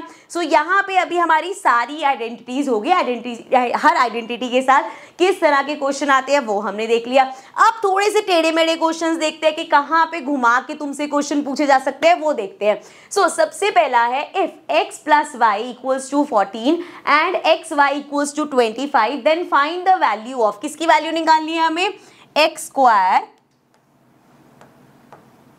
हमें वैल्यू फाइंड करनी है x square minus x y plus Y square की, इसकी वैल्यू आपको फाइंड करनी है। क्वेश्चन में दे क्या रखा है, हमें दे रखा है एक्स प्लस वाई 14 के इक्वल है और हमें दे रखा है कि एक्स वाई जो है वो 24 है, ठीक है ये दो चीजें हमें देख रखी है। अगर हम यहाँ पे देखें तो कौन सा फॉर्मूला बन रहा है A square plus B square minus 2ab, पर 2 कहीं मुझे दिख नहीं रहा, तो मतलब यहाँ पे कोई फॉर्मूला भी नहीं बन रहा। तो हम इसमें क्या कर सकते हैं, ये जो हमें वैल्यूज दे रखे हैं इसका कुछ काम तो होगा।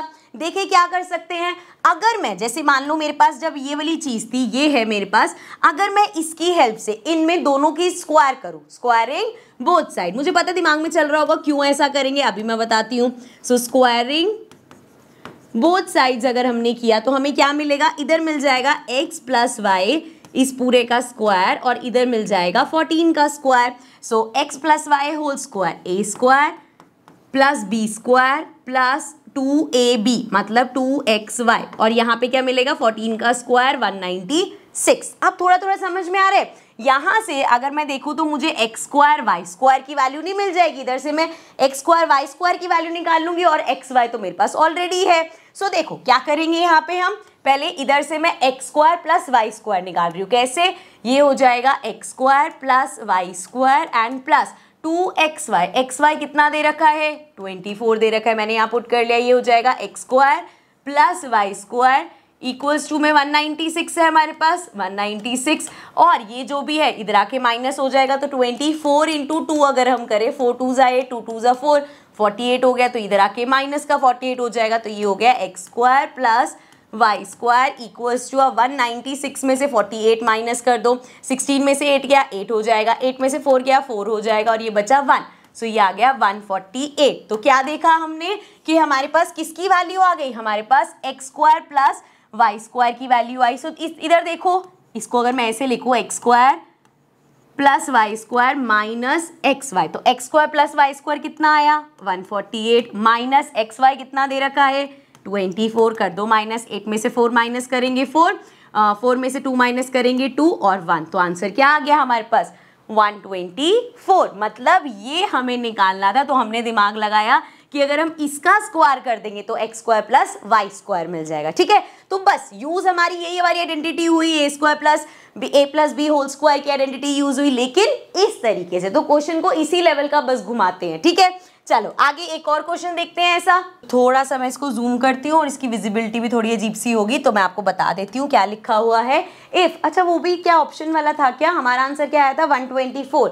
इसमें देखिए ऑप्शन 124 कहाँ है, बी पार्ट है हमारे पास 124, ये हो गया हमारा आंसर। चलो अब इस क्वेश्चन में देखो क्या है, इफ x प्लस, मैं साथ साथ लिखती रहती हूँ, x प्लस 1/x इक्वल है √3 के, देन द वैल्यू ऑफ, हमें क्या निकालना है x cube plus 1/x cube is, हमें इसकी वैल्यू निकालनी है, ठीक है भाई। तो अब दिमाग लगाओ क्या करें, ये दे रखा है यहाँ तक पहुँचना है, क्या किया जा सकता है, क्यूब तो दिख रहा है, अगर जैसे हमने लास्ट में किया, अगर यहाँ पे भी ऐसे ही करें, हम क्यूब करते हैं अगर इसका, तो क्या मिलेगा हमें, करके देखें। चलो, क्योंकि हमें पता है कि यार क्यूब क्यूब चाहिए तो हम इसका क्यूब कर रहे हैं। तो यहाँ पे हम क्या करेंगे, इसमें हमने किया क्यूबिंग बोथ साइड्स, दोनों साइड का क्यूब करेंगे। क्या मिलेगा हमें, यहाँ पे मिलेगा a plus B whole cube. जब आप करोगे तो आपके पास आ जाएगा a cube plus b cube plus 3ab और साथ में a प्लस b, ये हमारे पास फॉर्मूला होता है।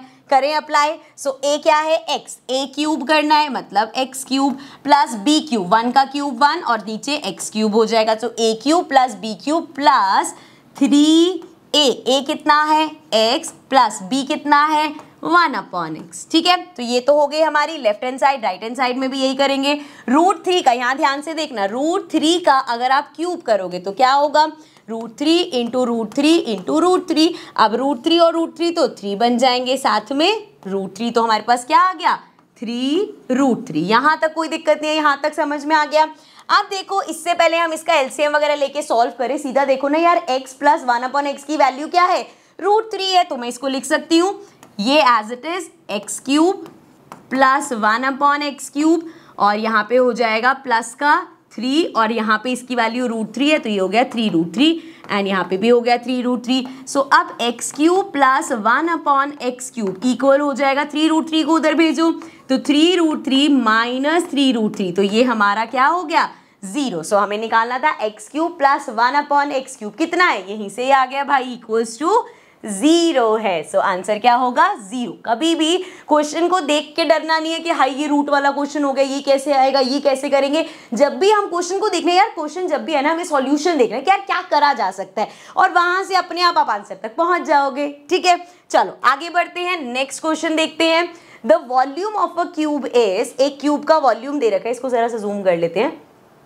So the volume of a cube is given by the expression this. What is the expression for the length of the side of the cube? सबसे पहले तो बताओ वॉल्यूम ऑफ क्यूब का formula क्या होता है भाई। वॉल्यूम ऑफ क्यूब हमारा होता है जो भी साइड है उसका क्यूब कर दो। ठीक है, तो यहाँ पे हमें यही दे रखा है, साइड का क्यूब आपको दे रखा है, आपको बताना है साइड क्या होगी। सो क्या दे रखा है देखो, 27x cube plus 8y cube plus 54x² and plus 36xy²। देखते ही पता चल जाएगा कौन सा आइडेंटिटी लगेगा। यहाँ पे हमारे पास यहाँ क्यूब की आइडेंटिटी लग रही है, सारे प्लस प्लस प्लस हैं। सो मतलब x प्लस y होल क्यूब। चलो एक्स वाई नहीं, हम ए बी की टर्म्स में लिख लेते हैं, ज़्यादा आसान रहेगा, फिर कंफ्यूज नहीं होगे। So a plus B whole cube का फॉर्मूला लगा देते हैं। क्या फॉर्मूला है, a cube plus b cube plus 3ab and साथ में a प्लस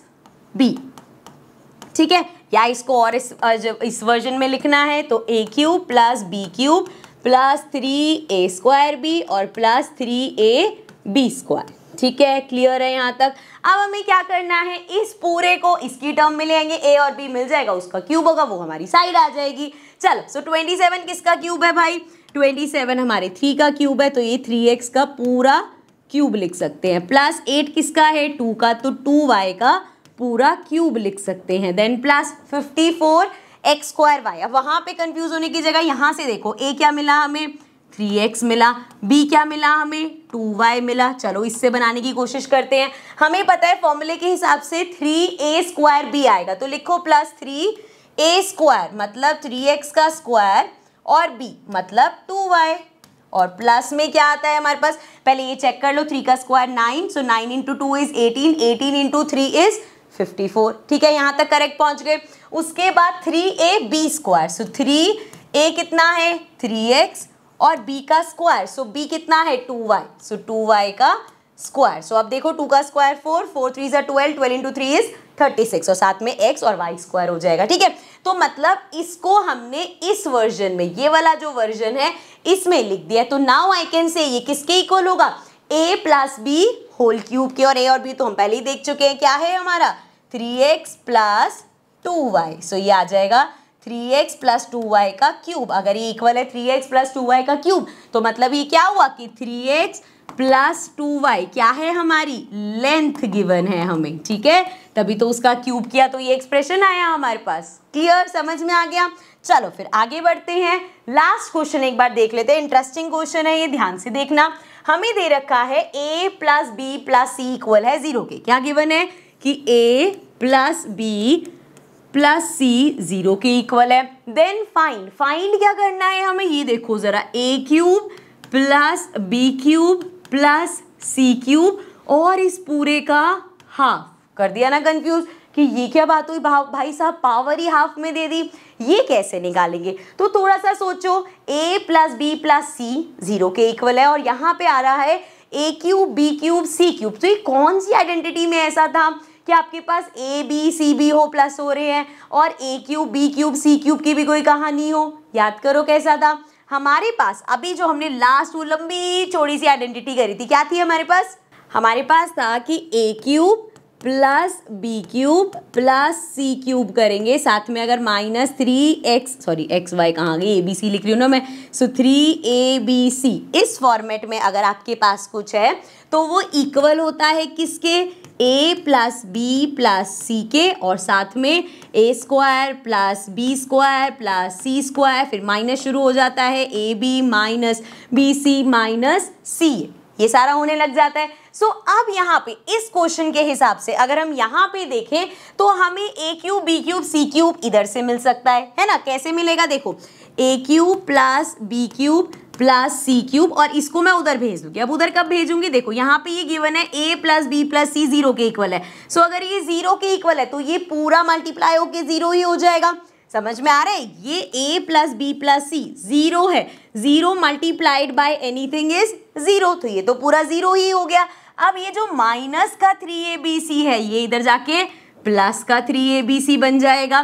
सो हमारे पास क्या आ गया कि a cube plus b cube plus c cube हमारा किसके इक्वल है, 3abc, इसके इक्वल आ गया। ये यहाँ तक समझ में आया। तो अब देखो हमें क्या निकालना है, हमें निकालना है कि ये a cube plus b cube plus c cube इस पूरे का हाफ। अच्छा मुझे एक बात बताओ, अगर मैं लिखूं x का हाफ, इसका क्या मतलब होता है, x raise to the power half होता है अंडर रूट में x, है ना। तो बेसिकली आपको इस पूरे का अंडर रूट निकालना है, और पूरे का किसके इक्वल आया है, 3abc के। सो ये आ गया अंडर रूट में 3abc, बस यही आंसर, इसको फर्दर तो सॉल्व कर नहीं सकते। सो ये हमारे पास आ गया अंडर रूट में 3abc, ये आ गया हमारा आंसर। समझ में आया, आई होप समझ में आ गया होगा। देखो इस लेवल के क्वेश्चंस करने के बाद ना, ये सारे एक्स्ट्रा इंपॉर्टेंट क्वेश्चंस मैंने तुम्हें कराए हैं, हाई लेवल के क्वेश्चंस कराए हैं। इन क्वेश्चंस को करने के बाद एनसीईआरटी के क्वेश्चंस तुम्हें बहुत बहुत इजी लगने वाले हैं। लेकिन अगर तुम्हें लग रहा है कि एनसीईआरटी के क्वेश्चंस करने की जरूरत ही नहीं है, तो ऐसा नहीं है। एनसीईआरटी का एक एक क्वेश्चन हमें करना है विद एग्जांपल्स एवरीथिंग, जिसका सॉल्यूशन ऑलरेडी डला हुआ है। वैसे तो जब तुम करने बैठोगे तुम्हें कोई प्रॉब्लम नहीं आएगी, लेकिन फिर भी अगर तुम किसी पार्ट पे अटक जाते हो कि यार इस क्वेश्चन में कुछ समझ में नहीं आ रहे, तो एक एक क्वेश्चन का सॉल्यूशन है, यहाँ मैं लिंक में मेंशन कर दूंगी, या प्लेलिस्ट में डिस्क्रिप्शन में आपके पास सारी प्लेलिस्ट है, हर चैप्टर का एनसीईआरटी का एक एक क्वेश्चन हो रखा है। एंड डोंट मिस इट, चाहे तुम मैं कितने हाई लेवल के क्वेश्चंस करा लूं, एनसीईआरटी के सॉल्यूशंस तुम्हें सारे करने हैं, ठीक है। सो नाउ इस चैप्टर को करते हैं एंड इसके बाद तुम्हें इस चैप्टर में कोई प्रॉब्लम नहीं आने वाली। कभी भी लगे कि यार ये पॉलिनोमियल्स में कोई दिक्कत है, इस वन शॉट को दोबारा देख लेना, सारी प्रॉब्लम्स तुम्हारी सॉल्व हो जाएंगी, ठीक है। सो अब मैं आपसे मिलूंगी नेक्स्ट सेशन में नेक्स्ट चैप्टर के साथ। तब तक के लिए ध्यान रखो अपना, अच्छे से पढ़ाई करो और मेरी बातें सुन लिया करो, ठीक है। Bye bye for now.